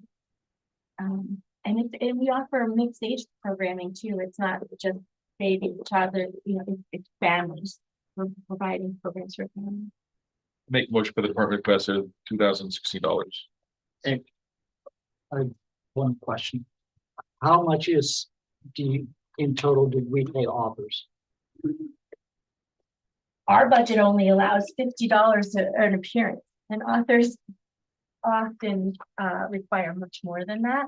We've had some authors that just come for free because they want to be able to have the advertisements and they want to be part of the community and they're giving back in a certain way. But we try to give them at least $50. And how many paid speakers do you? How many paid off, how many offers do you? We paid, like, again, our little bit of $50 where it may cost a little bit more than that and the friends can support the difference. But we, in the fall, oftentimes have a panel of authors, so we try to come and have book signings, so we could have up to 7 authors during that panel. And then we have other authors throughout the year that have singular events. So I would say that we probably have 4 a year, so I mean, it's not a lot. 4 events a year that have authors. You had one event with 7 authors, each author got $50. That's $350. And we did not, we sponsor what we can in our budget. Who paid And then $350? we ask the friend, it's a combined effort between the Friends and the library to be able to host these authors. Like, we've been turned down for an author, we've had to let an author go before because it was too expensive. One author was asking for $1,000 for an appearance. We average usually between 50 and $375 for somebody to come out. So That seemed to me to be a marketing activity for the author. we get approached by authors all the time for appearances and book signings, and to be able to, authors will donate a book so that it will go on our shelf and circulate. I mean, it's just, libraries are places where authors go to.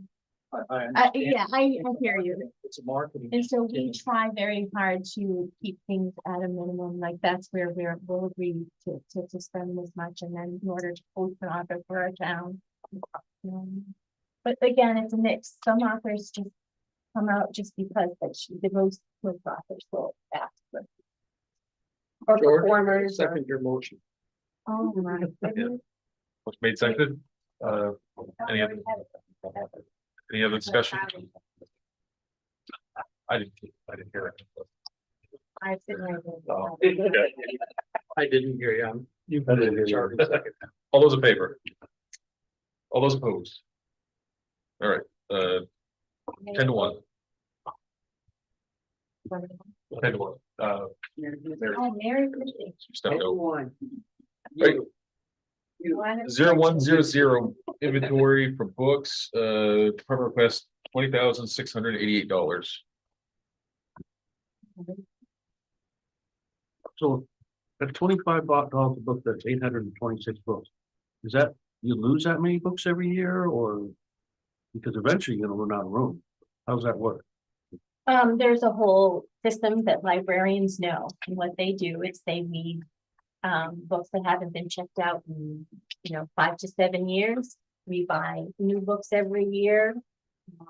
We you can't have misinformation. We provide what people are willing and want to read.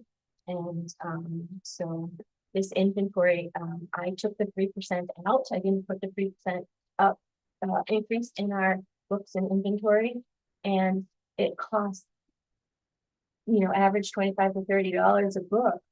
And so each year we're getting less and less books. And it just means that, I'm trying to figure out, are you people not returning books, or? well, Yeah. there's loss and damage that we do need to replace because people are, one book probably gets checked out. I mean, multiple times a week, every 2 or 3 weeks, those books are moving So into something. wear and tear replacement, you buy this basic 800 here. Yeah, and we also buy books, so Summer Reading gets their own batch of books that they, we keep current with. So that's what she buys. Every month we have a budget for the books that get bought, and they get put on the shelves and they get used until they fall apart or they end up in a book sale. And then we get those pennies back, but we do the best we can with them. So, I get- yeah, no, we haven't run out of room yet, other than we have growing pains. We have a lot of readers. And things. Yeah. So you say you didn't add a 3%, but it's supposed to be to last year's budget was 20,085, so you're requesting 20,688. Oh, I'm sorry. I did put it in, but I'm gonna request that you take it out. I'm sorry, my reduction didn't show up. So you're asking for 20,085? I'll make a motion for the 20,085. Second, Any other discussion? Seems like library, move books, perfect library, they go together. All those in- I just wait, I do Yeah. have a comment about the whole library department. The McGregor Trust Fund is supposed to help the library in the building portion of it. So if you have concerns about safety and rails and fire doors and all that, why aren't you asking more money to be taken out of the McGregor Fund to fund those necessities? I don't have knowledge, nor do I have that information, or none of it. I've read better than McGregor. We're just developing the budget. If that's acceptable to me, I would like to know, and then we can consider that. Right now, it's not something. Only the council can, but the. But I would assume that if you have those needs, you should come to the manager and he would say, yes, we have these other funds that could be used to help offset some of these important building I mean, that issues. could be our future work, but it hasn't been to date. Can't speak to the current council, but previous council only used the interest off the account to not touch the principal, which again was probably maybe a couple $100 a year. At most, maybe 1,000 at most, and that would usually offset any type of council voted on the budget to offset the cost, so. Well, I would think though that the McGregor, Great, the Trust- account that it's going. yeah, the McGregor Trust, I think is the leftover money from the building fund that originally was funded by Mr. McGregor. So if there are building issues that need to be addressed, that fund should be used for that. I'm not saying you should drain it down, but if there are pressing issues for the building that you can I consider. budget what I budget, and the way it's allocated, excuse me, I don't mean to be argumentative to that, but I don't have knowledge of how that works. So going forward, maybe that is something that we can consider. we can check into that, sure. There's usually something with the council. Council, If they decide what function. Well, the revenue already says they're gonna take out, they've reduced the McGregor Trust, that they're taking out for this fiscal year, down from 5,250 last year to 5,000. So if she needs some building things to be done and their safety issues, I would think instead of reducing it, they leave it level. In my. We'll certainly look into it. Sorry about that. Motion second, all those in favor? Anyone opposed? All right, 12-0. Thank you. George, can we take a 2-minute recess? Yeah. We got fire, right? Fire EMS. Fire's coming up next. Is that the only last one we have for tonight? Fire EMS? Fire. Public safety building. Do we do the capital too? It wasn't on the list. Well, typically, I think what's been done in the past is we do a capital associated with that department. only. It's not- Yeah, I forgot that last time. Yeah. Just those things. Yep. Capital line items, I don't like the department, but the right one here. Here. Instead of making it come back. You know.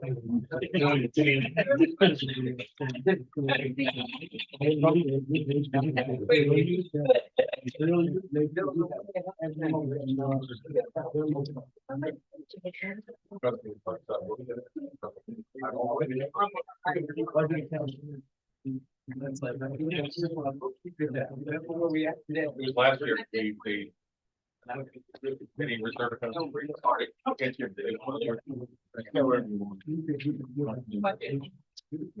Council. Yeah. Council decided to do it last year. It was last year. People didn't relax.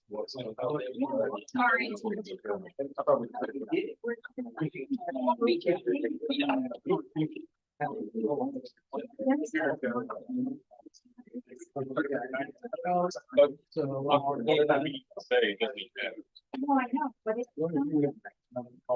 I mean, that's why. I don't, whatever one, whatever, that's why it's low, is because. Well, you can get it. $20,000. I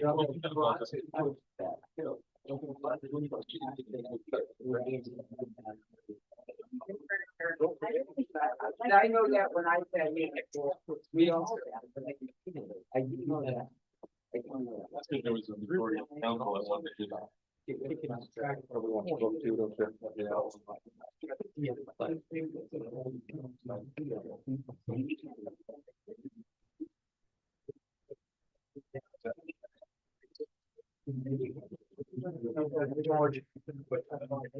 On this expense summary.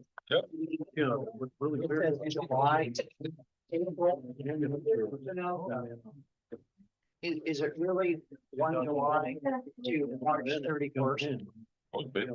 It looked like a jump ship.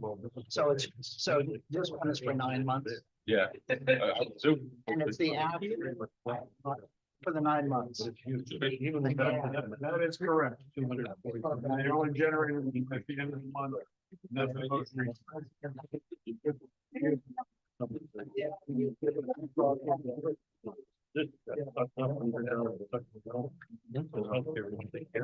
to be proper. I knew I could provide the clarity.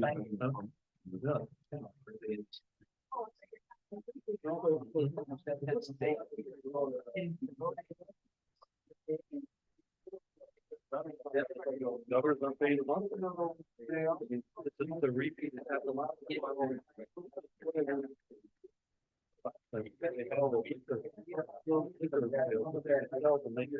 Now, the can I tell you that I might have had. Just.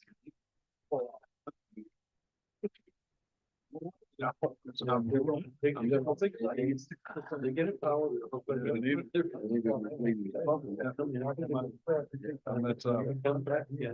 They spend all the $3 million. Get back up to the top. Not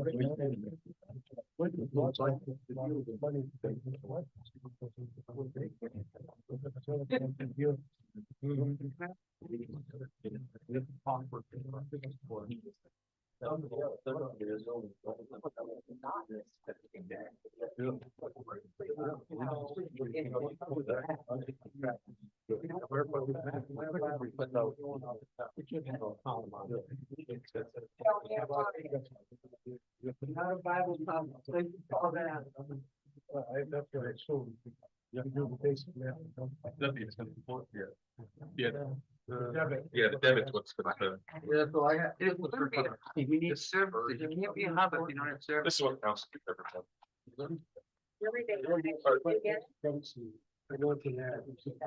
Yeah, I think for every, I would. Something for every, But again, I don't know how to do that.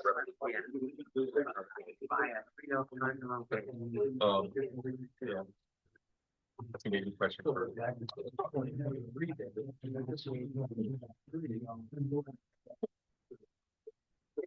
Sally, that it's Sally, the education there, the land, like TV, so. You know, that came right straight to my brother. Well, it's only a question that we can answer. Anything that's, But this. Bring anything that's unexpended that needs to be controlled to that or is used to hold that doesn't also used to impact.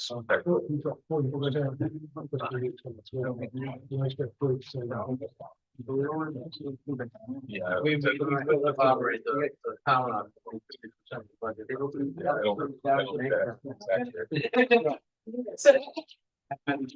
You're live. These reports for 2020. Does that say July to July? It's July. Yeah. It's the year, everything's the same, it's just. Year after year, I guess. But that one's very different. Right. All right, we can get started. Again, we're not voting, but item line item 001 wages Fire. and fire. If anyone has any, and well, I guess we could include 002 and 004 overtime call wages too, just to lump them all in together. If you have questions or comments on that.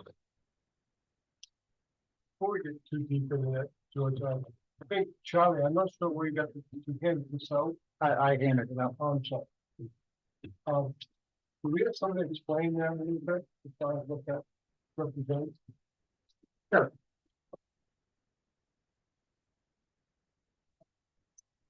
Looking for my copy, but anyway. I'll just. With paper.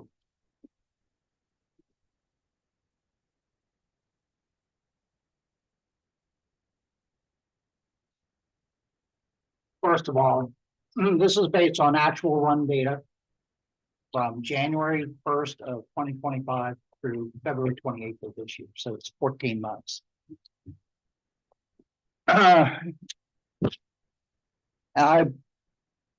calculated the runs by hour for the firehouse and for the EMS service. And I took a look at the distribution by time of day. I think the really important thing for you to understand is that between 7 a.m. in the morning and 7 p.m. at night, about 2/3 of the calls occur. 2/3.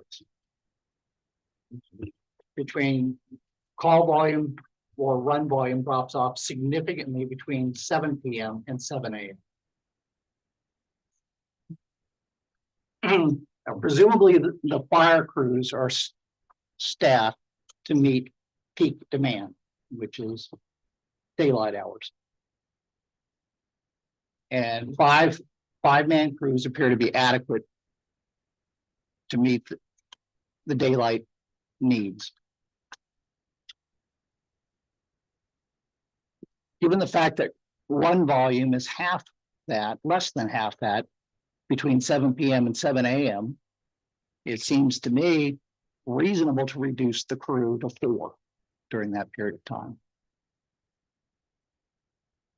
Now, if you reduce the crew to 4, there will be a need to call people in from time to time to cover the fact that there will be 2 concurrent runs or 2 overlapping runs. Now, I define an overlapping run as one where the second call for service occurred within 2 hours of the first call for service. On average, there's 1 day per week when we would need to call in somebody to cover because all 4 of the regularly scheduled crew are out. You calculate the cost of calling in that 1 person per week, assuming that they are paid time and a half for a full 12 hours. And that totals out to about $25,000 a year. That's peanuts compared to what we save by reducing the 7 p.m. to 7 a.m. crew to 4 people. That saves the town on the order of $250,000 in compensation. So the net benefit to the town is on the order of $225,000. We maintain the same quality of service. And that's a goal, because we're thinking outside the box. $225,000 savings is on the order of 4%, 5% of the net to collect in the municipal budget. That reduces the net to collect by 4 to 5%. Dave, is that just wages or is that benefits? That's total. So we could reduce the head count from 21 to 19.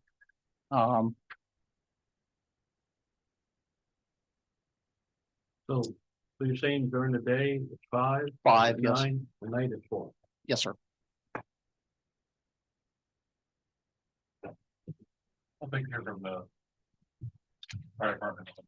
Okay, so if you're gonna reduce down to 4, that means when an ambulance crew is out and they are going after a large person or a car accident where we need multiple people, or a structure fire where we need a lot of people, we're gonna be reduced down.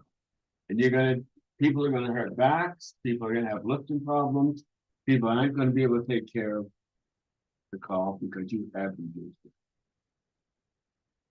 You're gonna weigh one over the other, and you reduce manpower, you're gonna have more injuries, and it's going to be the right answer.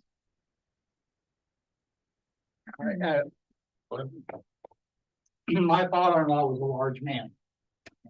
When he got older, he needed help off the floor from time to time. A family member who was a fairly small guy, but trained to pick people up, could pick him up by himself from the damnedest positions. And I was a robust guy at the time. I couldn't do it because I didn't know how to do it. He did. Yeah. If you reduce the regular crew to 4 people, that means one person can stay in the firehouse and tend it. 3 people can go out on calls when necessary. It seems to me that 3 people should be able to pick up almost anybody in town. And then when that second ambulance run comes in, you want one person to go by himself? Fire. As I said, Fire. 1 day per week, you have concurrent calls on average. I don't know your figures, because They are based on your run date. we are there and have a lot of times when both ambulances and the fire truck are all doing the same thing. That is correct, and it counts. There are a lot of times when an ambulance and a fire truck are sent to the same location. That's correct. Do you really need 5 people for a fall, for a paralysis, or an illness? It's safer for the crew. It's safer for the crew, it's safer for their back, it's safer for everything all around. And while we're there, we can go in service and handle the second call from the original scene if we have the people there. As opposed to having to get those people back, staff another truck, and then go. It's time is of the essence for us for everything that we do. You're already paying those people.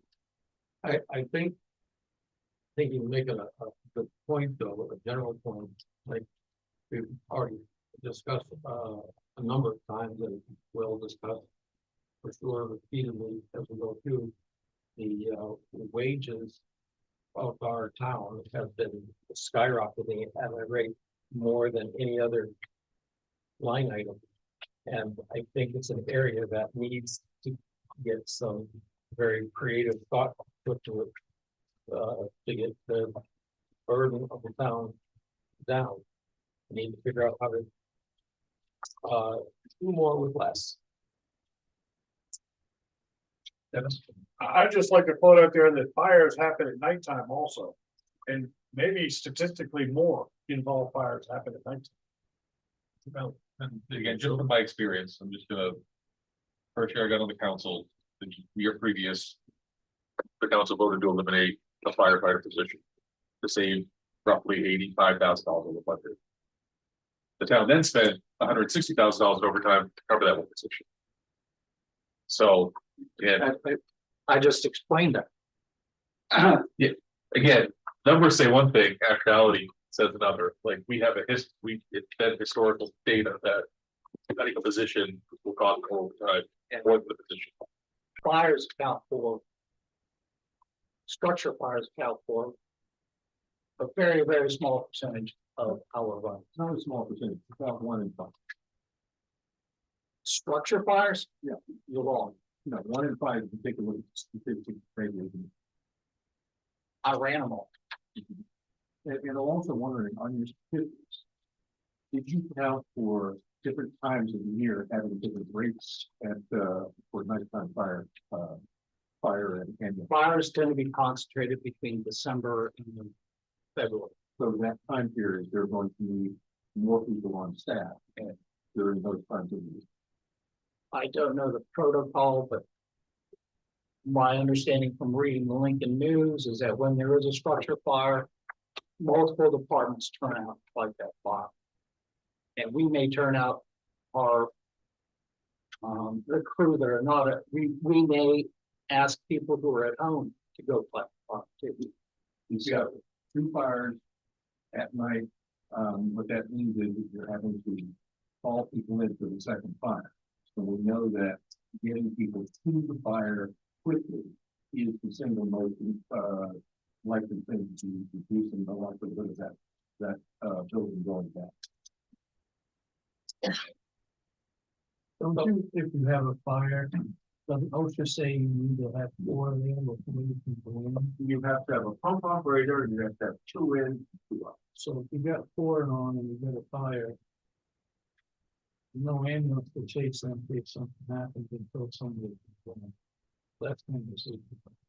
So I have a question. I know that it's very common if there's a significant fire that requires resources that other communities will come in and help out.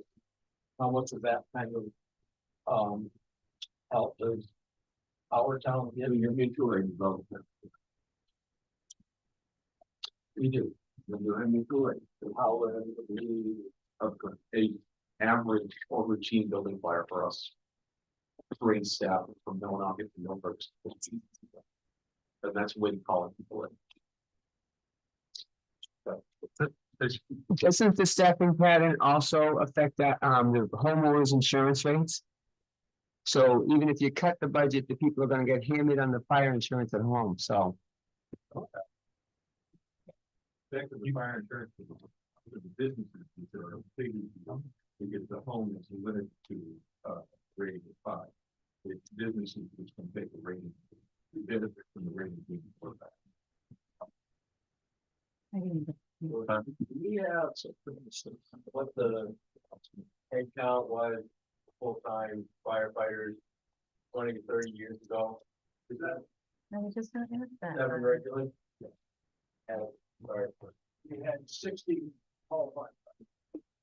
and I know that was the block, so we cut it down to down 5. And again, just looking at the current budget and what's been expended. You have 158,000 left in wages. It's roughly 104,000 a month. Again, taking the total amount that was budgeted 12 months. So you're gonna be overspent on that budget on wages this Right. year. But recent years is overtime but we have grants that pay for a lot of our overtime, because overtime is people in school, I think covering. So that's just regular wage. Overtime is overspent by 41,000. That's with the I'm assuming grant. That makes sense. So the 36,000 is, It's a credit there, that's not the grant money, the 36,000. Where's that's the grant money that paid.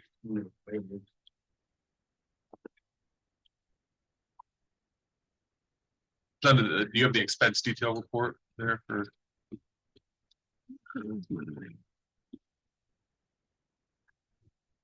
Because it says we budgeted 371,000 for overtime for this current year. We've spent 450. We have credit of 36,000. No, the last column is it's overspent It's a currently negative by 41,000. 41,000. So you've But there's a credit of 36,000, so I just don't know where the revenue came from for that. Or if that's just a typo. I didn't think the revenue should be offsetting the expense line. I'm not sure where the credit comes from on there. But potentially currently, They could have done the first grant, if we got with 36, that could have done the first grant, on the second grant, the top and then. okay. But as of right now, without adding all that in, like, I mean, you could be overspent on the wages by 150,000. So George, may I Yeah, expand go upon your point? The running rate for wages for the first 9 months of the year works out to be about $1,370,000. And the running rate for overtime is about $520,000. And I'd like to, it seems to me that given the running rate through 9 months, that the department request, the pending fiscal year is too low for both of those. Unless there's something anomalous about this year. but then we're talking about wanting to make the recommendation to cut a position and it's gonna save astronomically on wages, and overtime's gonna go even higher. I don't, honestly. I mean, if they're already, I took this into consideration. but again, if they're already overspent on wages and they're gonna be overspent on overtime, if you cut a position, how are you gonna save on overtime? It's because the community does not need all the people between 7 PM and 7 AM. We're only cutting the crew between 7 PM and 7 AM. Matching the supply to the demand. Correct. The need, we're resourcing for the need. But did you That, match? that's the previous need, not the, what the need to be this year. So if the numbers change. And if they have 4 people on at night and they have a structure fire, now they're calling people in. Cause they can't go to the fire, So this and that's is- gonna be. Cause they're not gonna just call one person, oh, can you come in? You're gonna call everybody.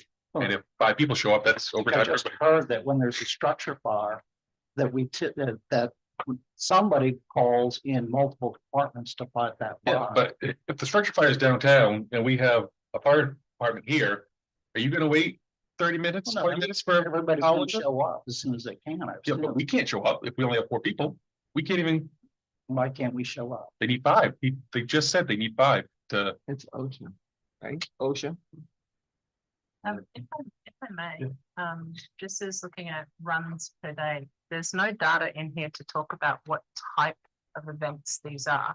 So if fires require more people to turn out, but you have fewer of them and they're overnight, you can't reduce your staffing below the 5 to address the fire. So there's no like mapping of the size of the event on this page. So The if you mapping have it, has it'd be been wonderful. done, but it's. If I gave you all the detail, the complaint would be, Jesus, there's so much detail here, I can't make sense of it. No, I love detail. Yeah, I'll share the detail with you. I'll gladly do it. Really appreciate it. Or also another thing, you know, it's 10 runs. Even though you're not having overlapping, but you got 10 runs per week from 7 PM to 7 AM. That means that it's more than one run a day for at least 3 of those, or on average, 3 of those nights a week. So even if they're not overlapping, you still have 2 runs a night, 3 nights a week. We have three runs every 2 days roughly. And that's. We're a 12-hour And that's period. on an average period, not counting on the heightened fire calls during the winter. And you can't predict what day that's going to happen.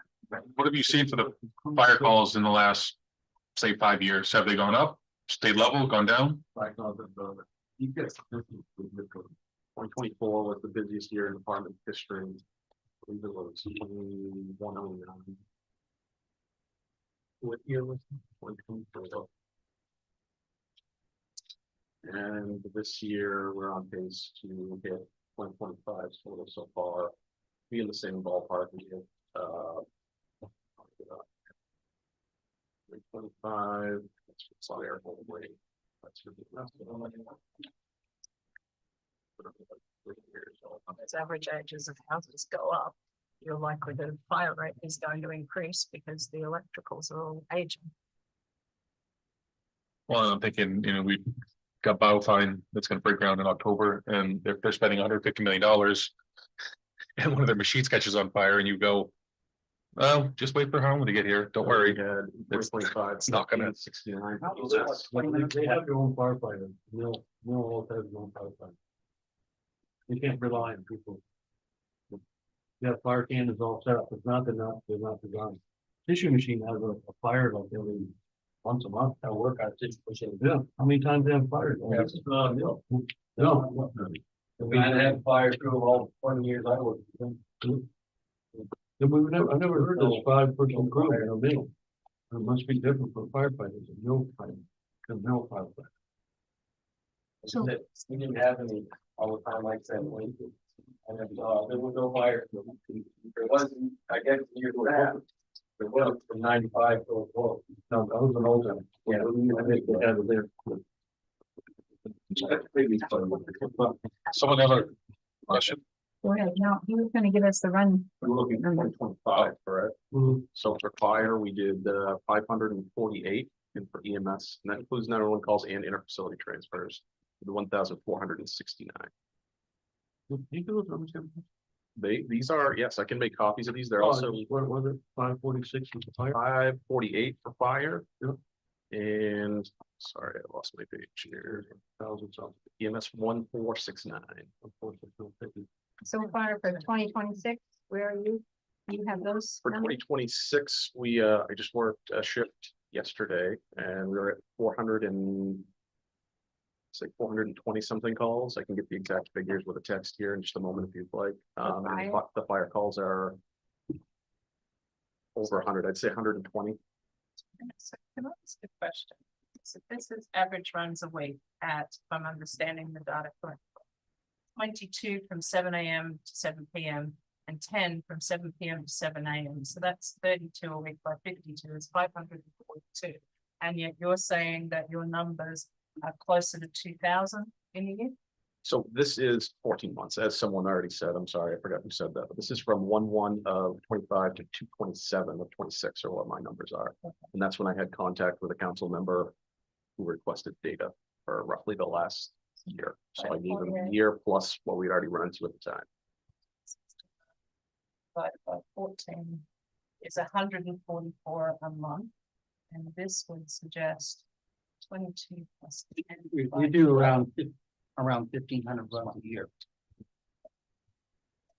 All right, so 2 months counts for the difference. What did you have for runs in 24?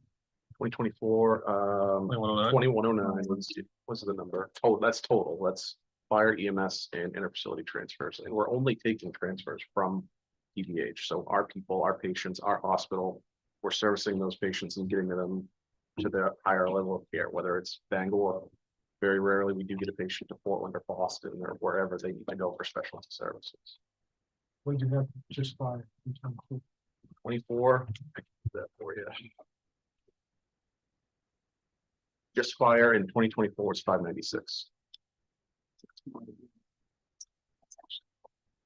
So we have the projected revenues in coming up eventually to look at. They're projecting that you're going to collect 580,000 in EMS revenue and 203,000 fire fees. What is your The contract. Fire.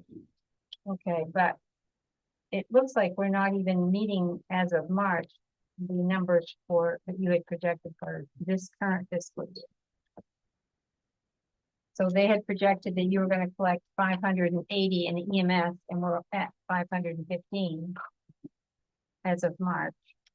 And then 203 for fire fees and we're at 105,000 as of March. So do you anticipate that that's going The contracts will pay, they'll pay, the contracts will pay, and we're having the run, so we'll get revenue from the run. So what is your percentage of collection though for EMS? 40 to 48%. 40 to 48% is being collected. And why so low? Because main care does not pay.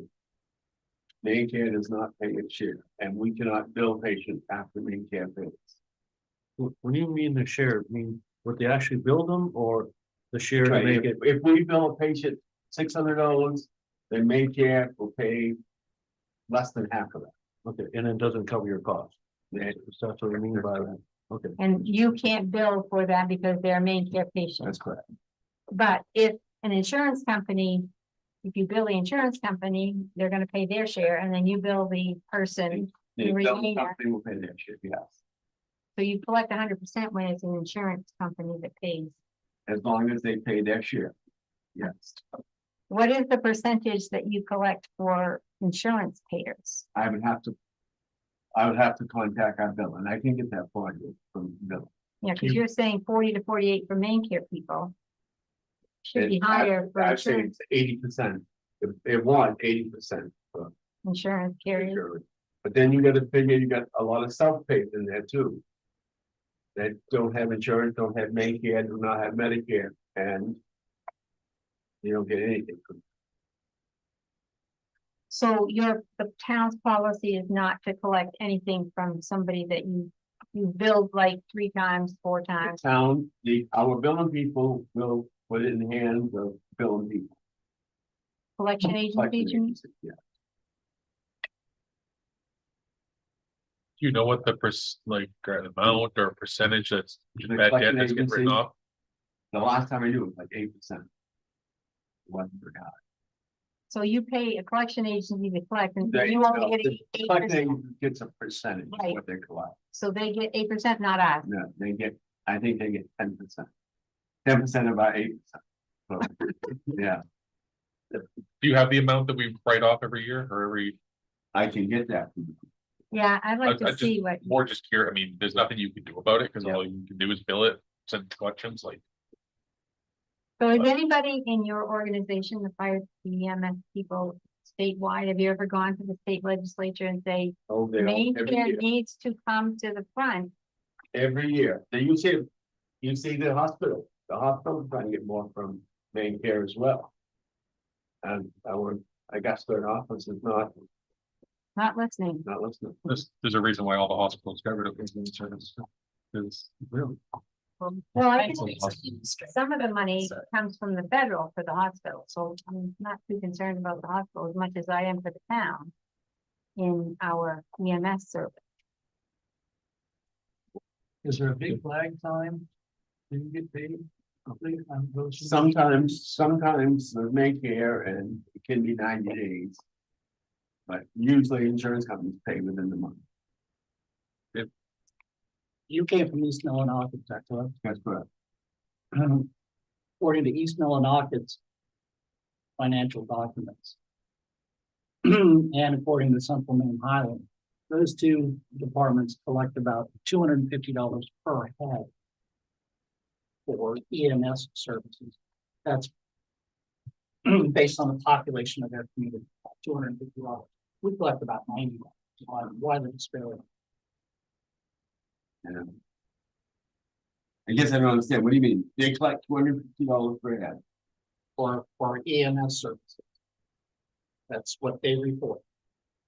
We From collect all of their collections, like main care, insurance, self-pay? their ambulance revenue.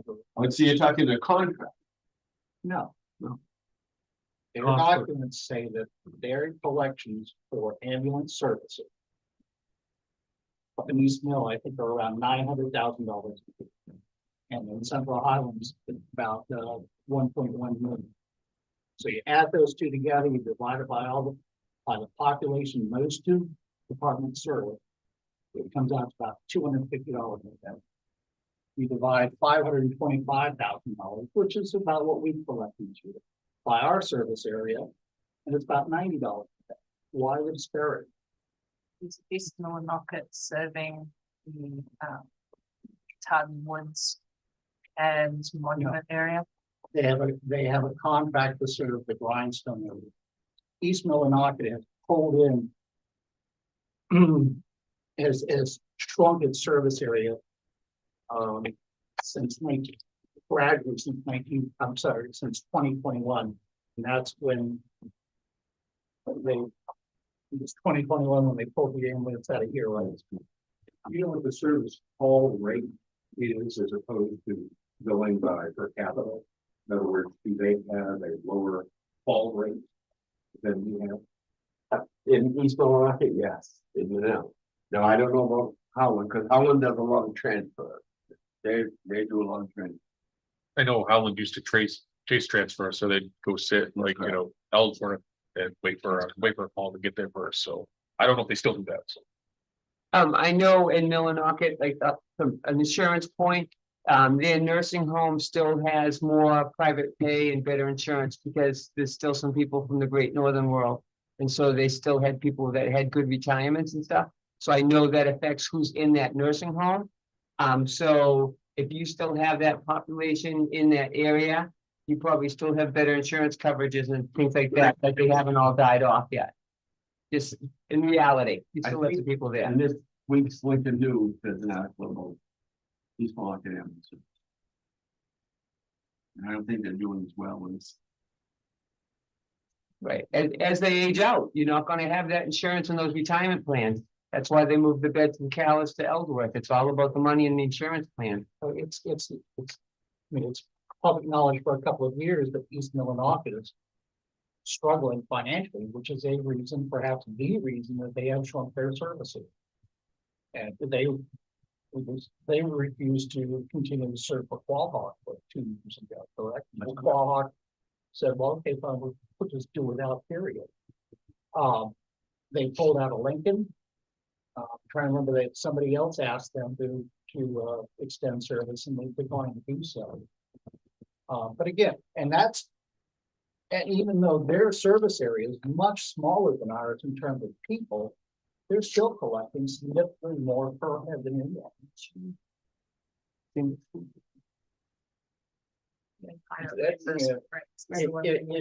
If we could close the gap like 50%, we collect another.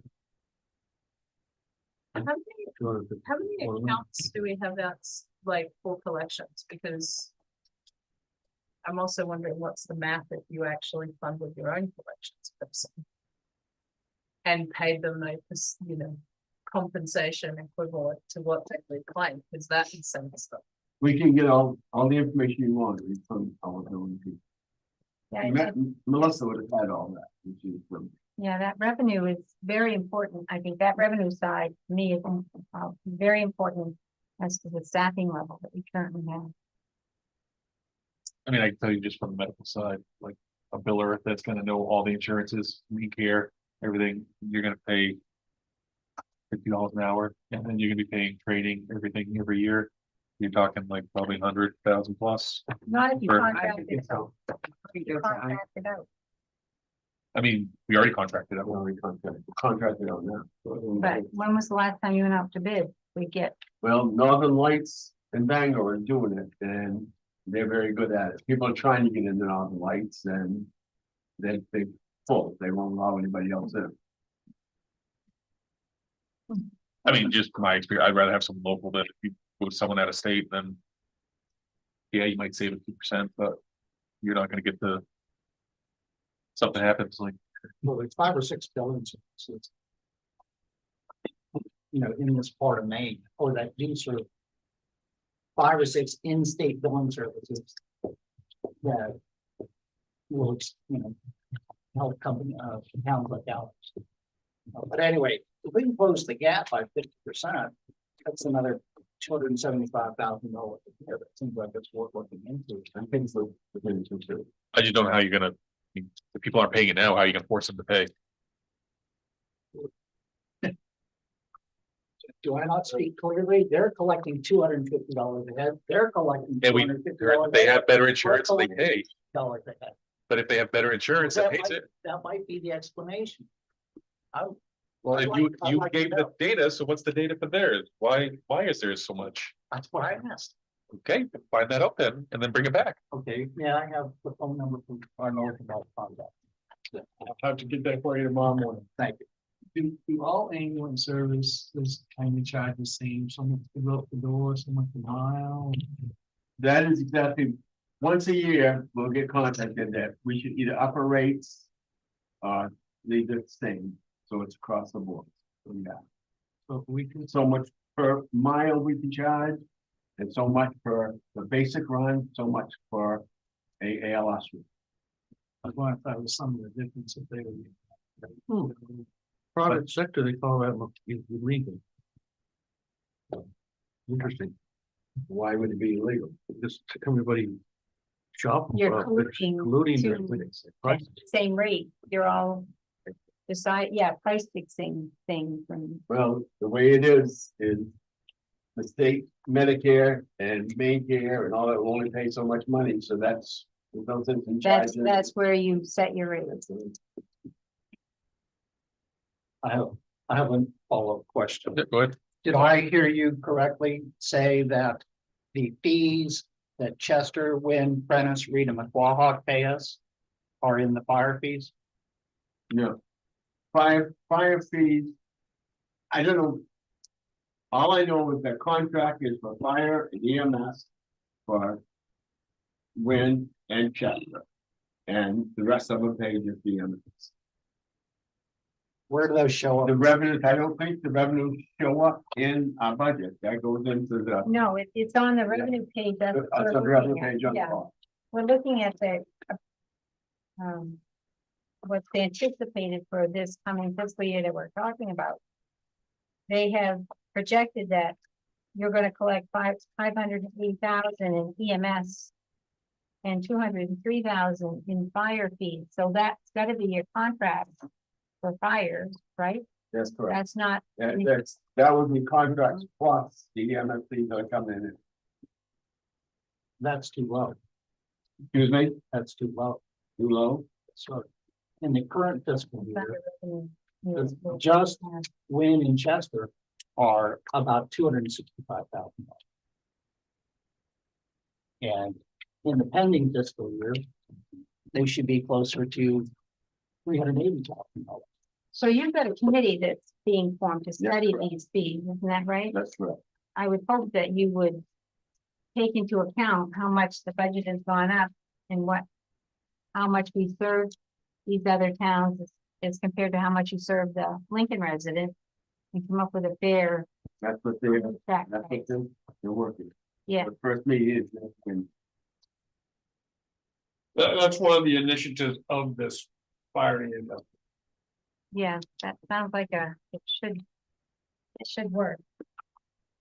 If I remember correctly, last year in the budget meeting, you talked about wanting to go outside and try to get more services from outside the Lincoln to help.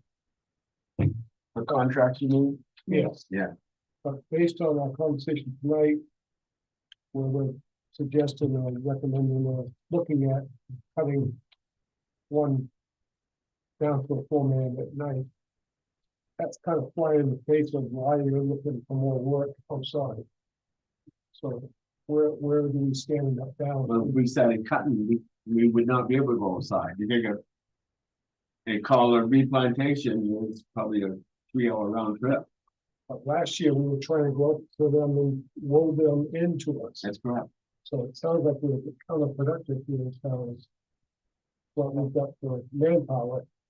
I think we have enough manpower with the 5 people we have on shift right now. If we reduce, then we would not have.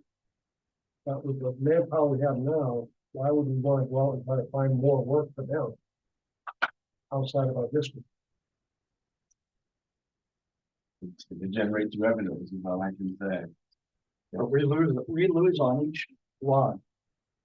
Mohawk, Reed, Francis. We lose on all the ones outside. Yeah, we're providing service even when they're paying. How do you figure that? Because they cannot afford to pay what it actually costs for us to serve. So that somebody's going to, as it is, with the mutual aid trying to provide stuff, we may not get anything. If we have a contract, we would get something. Well, I guess that would be the point of the contract, is if they want the service, they'll pay what you're asking. And they might go with what product is, which is say, we can't afford it, we're not gonna pay.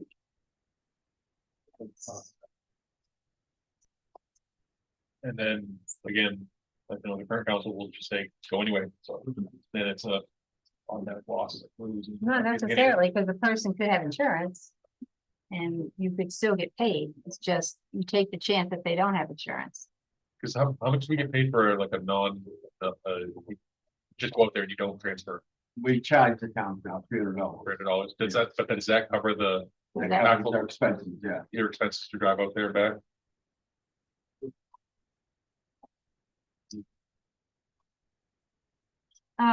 Is there, just a thought, is for the unincorporated territories in particular, could you do something like, you know, how some of the ambulance services operate in remote areas where I come from, which is you charge $500 a year, essentially, it's like your own insurance to the residents. And if they pay, you'll come and handle the call, and if they've not paid, bill them. There's none of that being done around here, and I don't know how when replantation. It would be difficult, but yes, I guess you could. You could charge. Advertise if you want an ambulance, sign up ahead of time and. Gotta get fire started, right, back in Bath, you had to have But I medallions just on don't know your what you do as far as. Car, like we always say, it could be our family that's driving through Wynn or Chester, you still have car accidents, you still have. School bus accidents, you still have all that you're gonna wanna respond to. Well, that's a good question. Car accidents are different than going to somebody's home because you can bill the insurance company for from the car owner. So you do get You something. get something from it. What you do is you bill the patient's insurance, hospital insurance pays, the car insurance. Yeah. I think it would behoove us to have a PR person go to these towns and explain how, it would be beneficial for their residents to have this service and try to sell it to them in some manner. And I don't know how you do that. was trying to go back and find it because I remember a couple of years ago seeing a property advertised in Chester for sale. And I quote from the real estate ad, all the services and benefits of Lincoln, but with none of the taxes. And I'm like, that's really interesting, especially if they're using that to promote. So how do you balance? That is really. So in the effort to, it's 8:30 now, so I don't be made the recommendation to put a position, so I would say. Max? Yep. Full recommendation is that we change the manning level so that there are 4 people on duty 24/7. And that there is a 5th person on duty between 7 a.m. and 7 p.m. And that we allow attrition to trim the head count. And I think there are a couple of good reasons for allowing attrition to do so. The major reason is that it gives us time to test whether or not this previous crew works satisfactorily. Yeah, I mean, because all that has to go to the council and then that would be negotiated with the union, so. Yeah, that's the recommendation, so I'd say consensus on everyone that you have Yeah, I something. just want to throw the data I haven't shown here. So we talked senior citizens of 2020, 31% increase. Average of all Lincoln 74. We have here is 295% increase, which is unfair number because of EMS. Take the EMS out, we're at 143% for fire, which is double the rate of everybody, all the other departments in Lincoln. The police department is higher at 214. So it kind of shows you where most of the money has inflated. But just a counterpoint to that would be around 2019 is when firefighter wages started creeping up, going up. Yeah, since 2020, it was only 520,000 in 2020. But this 2 million includes EMS, so you got to pull. I pulled out 709. But we have to compete with every other town that has a fire department, so if we pay what we were paying for, like $17 an hour, they're not gonna work here when they go work somewhere else for $25 an hour, so then you have to raise your rate. Match that to get firefighters, but that was our problem, we couldn't get firefighters. That's what you want to tell the senior citizen people, you can take that out of the house. I mean, if they want fire and EMS service, that's what we have to do. I mean, it's up to the council to decide that. So we were just about to vote on something. Wait, No vote, just consensus. did you have a second? There's no second, there's no motion, there's no second, it's just consensus. Well, it's a recommendation. Yeah, recommendation. A second. I have a quick question, but discussion. The data you received, they put this together. Thank you for doing that. How much of that data could we expel from being outside of Lincoln? Oh, it's great data. It tells you, gives you, the site, the type of service, the starting time, the date. It's fabulous. And look at how much is outside of Lincoln versus. Yes. We've already got outside it, so. They gave that. What do you think, chief, that this is gonna do to the, What is, if these steps are made? I've seen 3 ambulance calls there before. our overtime will go up. They cut overtime. What people are calling and. Can I ask, has there been a change in workers' comp claims or payments from increasing the crew? Like, has that had any effect on? We've had no back injury. We have no back injuries in the last. 2-3 years. Yeah. At least that. Since you went to the current step level. Well, what about your shoulders and your knees too? No workers' comp? We've had Or minimal? falls on the ice. Yeah. Had the falls on the ice and types like that. As far as lifting.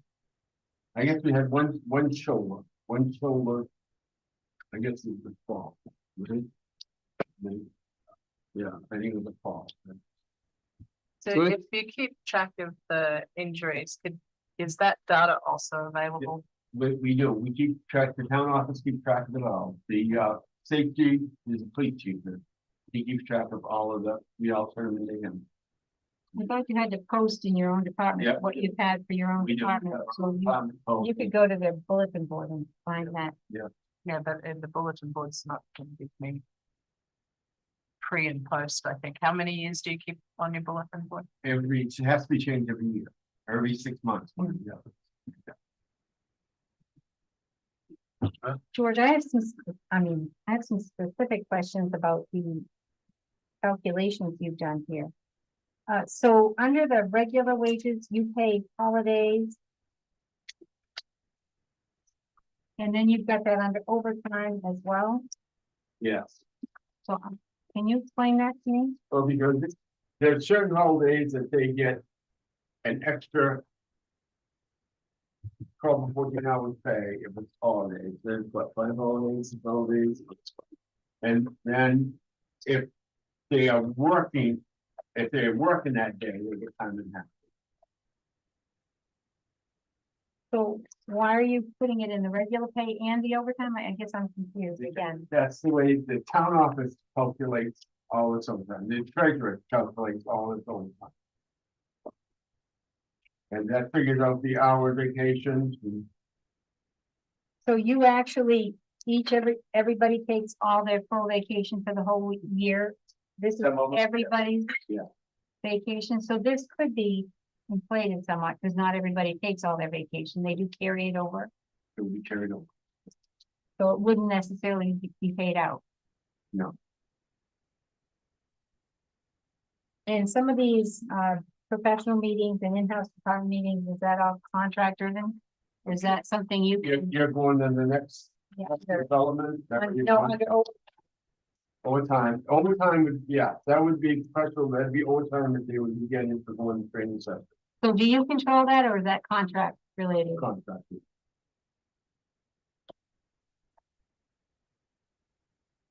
And- Yeah, you're currently staffed with how many on your call division? There's only 5 call members and really 3 active. But you're budgeting for 6. Well, we have 2 that's there, shows up for directing traffic and for safety. Those are the 4 support. and the 2. Yeah. Still might be a little over. All right, Byron, you had something? Yeah, one clarification, one thing tonight. I thought I heard one that for a structure fire, you need 5 people. Minimum to address it.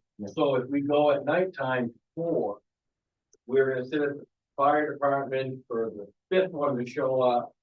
Well, perhaps someone dies inside a structure. Correct. Right. Wants to be the one that has a relative that happens? That would be my question.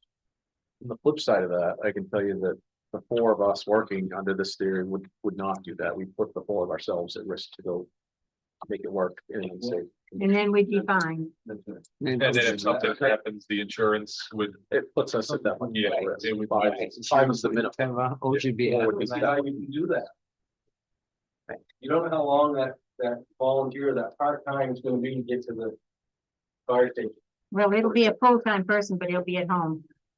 So if he If answers, they're If it's cold, and how long it takes. Yeah, yes, that's It's the true. middle of the winter time. Yeah. if he answers the phone, I agree.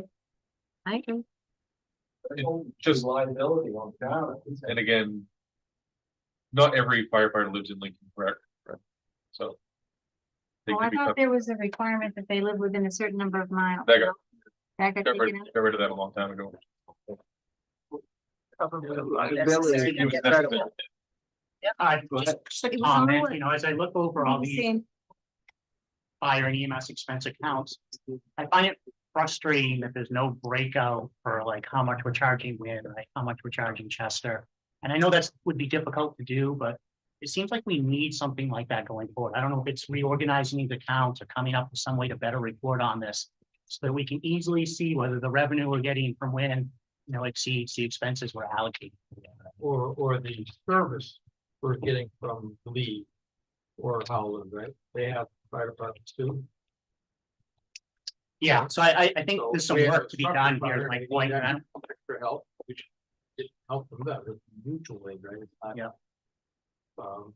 So I don't know if this is another recommendation to the council or, you know, if we had Melissa still here, if this would be a question to her, but it seems like we need a better way to, you know, track what we're spending in each of these communities going forward, so we can see if we're charging. Well, This is what they're. I think that's also in general for most of us. I understand that this is to help a like for like across the state, so everything's reported similarly. That's one level of reporting. It would be so much better to have, as I think it was Ralph or Steve last week making a point of why are we nickel and diming in this instead of saying, here's your bucket to cover this, this and this. And if you're under on one thing and over on another, fine, but that's your amount to spend, which is how you do it in a business. Right, because this EMS service is basically a business for the town, right? And for every town we're dealing with, we should have the expenses and the revenue, like an income statement, right, essentially. The contract with Wayne for this fiscal year is about $110,000. The contract with Chester is around $155,000. Next fiscal year, the contract with Wayne is on the order of $115,000. And we're talking a number with Chester of around $255,000. But what are So the is that- expenses we're comparing that against, right? Yeah, is that fire and EMS? Is that both? Yes. Dennis? Well, I was gonna say Nancy's been trying to get something in here and I was wondering. So this is, I've been trying to ask, some of it has been answered, but what I'm wondering, okay, so it goes right back to cutting down by one full-time person in the station at night. If you have to call someone in to cover for a nighttime fire, what is your average time while you guys wait for the next person to show up? Whether it's someone else from Lincoln, or if it's how Well, like how long is that house gonna burn average before you can? the guys on duty are going, whether there's another ambulance call happening or not, whoever's left there is gonna go. So those resources are going. And then the page goes out and we could get 0 people to, there's 15 people off duty right now that could come in. Some of them live in Dixmont, some of them live a mile up the road, and you just never know who's available. So the 5 people that we have are the only 5 people that we know are gonna be there. So the average time could be a couple of minutes, could be an hour. So the house put, forgetting about you guys risking your own life and going in there and against those persons. You could be waiting a half hour for someone to come so that you can have 5 people. to do it. Because it's already said you're gonna go if you only have 4 to go. So essentially, you're gonna risk your lives more than you already do. And potentially, something tragic happen because. And no insurance company will cover them if you're not following the criteria. So, real life example, we had like 3 fires just up the road here in recent months. How many fire departments did Metal respond? Yeah. did lead response. Yeah. So. And how quickly did Madawaska get it? 15 minutes and takes us what, 5? Water, fire in 4 minutes. So almost immediately, we have at least 5 people on site. In a very short period of time, 5 people. And no one to go help them if something goes wrong. For 10 minutes, at least. No one to help us. Mutual No. aid doesn't show up for 10 to 15 minutes. So That's what if 15 something minutes happens, if something happens to us in a very dangerous situation that we're undertaking, no one is coming to help. They're 10 minutes away. If the first guy falls through the floor, you gotta have someone to pull him up. When making a decision like this, we can't take into account that these guys are gonna go in defiance to regulations. We have to assume that they're gonna follow regulations when making a decision like this. Which is why I asked the question, how quickly the other fire departments respond. How long does it take for a house to become fully involved? I don't know. Fire doubles in size every 30 seconds. But the, You get a call, a lot of fire in Chester. Your crew's gonna head out. 10 minutes later, you get a call, and you get one here in town. So we have, there's automatic aid and there's mutual aid. Us and Howland, we work very well together. We get dispatched to each other's fires and we can kind of divide and conquer from there. So they have 4 on duty right now. They're adding a 5th person in July, I believe, June or July. So between the 2 of us, we get 10. So if we're going to a building fire in Chester and a car crash comes in on Main Street in Lincoln, you know, we can send one of the trucks that was going to the prior emergency to go try and do what they can there. And if need be, call in more resources. But the issue there becomes is if they need more resources, we've already tapped all of our resources from Millinocket to Milford. Not only are we tying those people up on our calls, we're draining the resources of the areas that they came from. You're taking your resources to Chester, and you got another house burning, and you say doubles in every 30 seconds. And we're waiting for a service coming out of town, a service for one in town. We do not currently have the staffing to tackle 2 building fires at the same time. just want to point out, this, our fire report. We've gone up a willful, and that is willfully understaffing your fire department. Per fine, if you found willful, $155,000. Yeah, the fire will. Willful intentionally did not staff totally to the police. The notion level by law. What's the law? What the law says. Then it's $16,000 per day if you don't catch that fine, on top of every time you did it. So what is the staffing for a town? OSHA says it's 5. For it, that's the smallest community pot. No. Fire crew, minimum 5. 5 people have to. As I understand that there are various staffing levels for populations of different size. I live in Milo, we have 2. You call a fire, you have 25 guys showing up because they're gonna get paid $45 or plus more for every fire or call you get. We could have that basically here too. You're not gonna save money. So they get paid when they pull up on site. Because that was brought up on the town in the budget last, when we did. If indeed OSHA requires at least 5 through the matter settled. Yeah. Some things, when you coordinate intentionally and willfully neglecting the law. That was me. I want to protect you guys, and I don't, that's part of my job too, is this stuff, right? But I don't want to send out there just because they just want to save a little money, and we lose on these guys. What value they have? They don't have a value, right? And so that's what we say. We can't look at that. We gotta figure out what to do. Myself, Amanda, we can do what we're doing, try to get the income back from the tax levels up. Get that there. We can't take away services for our members. The point what we're trying to do. The point is not to take away services. The point is to adequately resource. I understand what you're saying, but it's minimum. We focus on really close fires. There are a lot of people who live between here and Howell, and live over in Chester. Central Highland response time, most Chester addresses is the same tower.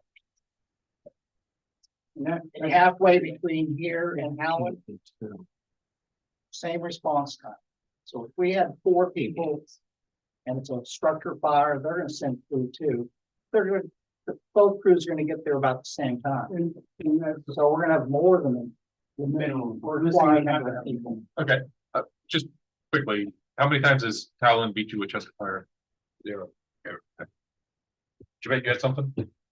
Oh, yes, Right, but now that I can remember. How did we decide not to have a minimum number of miles away from the station to be a full-time employee? How And did that we way, decide that? way before me. Council got rid of that like 8, 10 years ago, What was the purpose of that? because you couldn't find employees. Couldn't find any people to take the positions. But I will tell you that most of our people, after we hire them, are moving here. I think the last 4 people, 3 of them bought houses in. Okay. So, yeah. All right, we've got So- two recommendations now. We'll go with David's recommendation, Let's withdraw that for the Okay. time being until we clear up or confirm the OSHA requirement. and the other recommendation was Matt for made better that- detail. Recommendation that we have some sort of ability to track how we're spending in different service areas like Chester and Lynn and Lincoln. And how much revenue those services render. I will provide at the next meeting, the number of runs by town. And I will split it between ambulance runs and fire runs by town. And then those revenues that you gave us will then correlate. You guys, You're gonna provide a copy of that to us. To the best- This is available on, if you go to the Town of Lincoln website, all 3 of the documents in front of you right now are posted at the top of our page on the Fire website. department page. Correct. There's individual links to all 3 documents. Okay. So we don't need to move forward. We then? don't need to do already- anything. I will call Dylan this week and see if she can break down the revenues from each town. Also like the percentage of collection. So I don't think there's gonna be any way we're gonna get through the rest of this budget tonight. Oh, boy. We So can we're gonna try. have, we got 9 minutes to. And it's- Well, I mean, But I want to bring back these percentages. I don't think people understand what I'm saying. But they're 246%. My average, I've got to run a company here, 10 people, engineer, average engineer, 100 grand. It's 100 grand in 2020. Right now, with this increase, I'd be paying a 243,000. That's how big of increase it's at. It is a dramatic increase. And that's the total number. And that's what you got to focus. Why are you that much over what you used to be? And I took out the EMS stuff to make it fair. But there's something really weird about this whole thing. But if every other engineering firm in the state of Maine was paying 240,000, you'd think you'd have any employees at 100,000. No, but I'm not paying that much, but there's no way that anybody got that big a raise. but if I may, I think in the conversations that we've had, there are shifts in the type of jobs people will take. You have the current generation is looking at the low pay historically. I mean, honestly, looking at their contract 3 years ago, it's, do I go literally and get a job at McDonald's, or do I go be a firefighter for the same pay? One, I'm risking my life and or for not a whole lot of increase, and I can make the same amount working fast food service. So you're getting fewer people entering the profession, and you are also seeing wage increases as towns are competing for the talent that exists and is willing to join. I think, I forget who it was, there was someone on the fire department that's multi-generation. Dad's working, they're working, their kids are working, that's great. It's the cost of wages have gone up and they'll- Firefighters, are easily different things, but you still work 24 hours a day. And then you get 3 on, 3 off. 24 on. It's like, 3 on, 3 off? Yeah. Okay, so a lot of them usually have part-time jobs, carpenters that make a whole other amount of money. I don't know if they still do that or not. It's a unique. trade. It's noteworthy, Mr. Chair, to float out that as recently as 6 weeks or so ago, Howland Fire was advertising that we're recruiting for $4 more an hour than we pay. Entry level. I don't know, 2020, you're just paying dirt load, right? Oh, you They gotta were- pay minimum. They- Right. Everything was off. Basically, a little higher than minimum wage. A little higher than minimum. Yeah, there's something you pay. And we did spend a lot of money on we- equipment last year. do We have upgraded a lot. We do have people. We do definitely have more people on Staff it. full-time than we ever have because of the EMS bubble. Yeah, I pulled out the net Wow. percentage comparison. Because it's even worse. It's almost 400%. Putting in your mask. But also by trying to keep the budget so tight, all their equipment was so bad. Last year, we did buy them turnout gear, new hoses. We did spend a lot of money. There's no doubt about it, but it was because everything else was junk. And the whole PFAS suit, it still hasn't been resolved, right? Well, so there's. Okay, so I'm gonna say we're gonna call it for tonight and start in on travel expense on the next meeting. If that works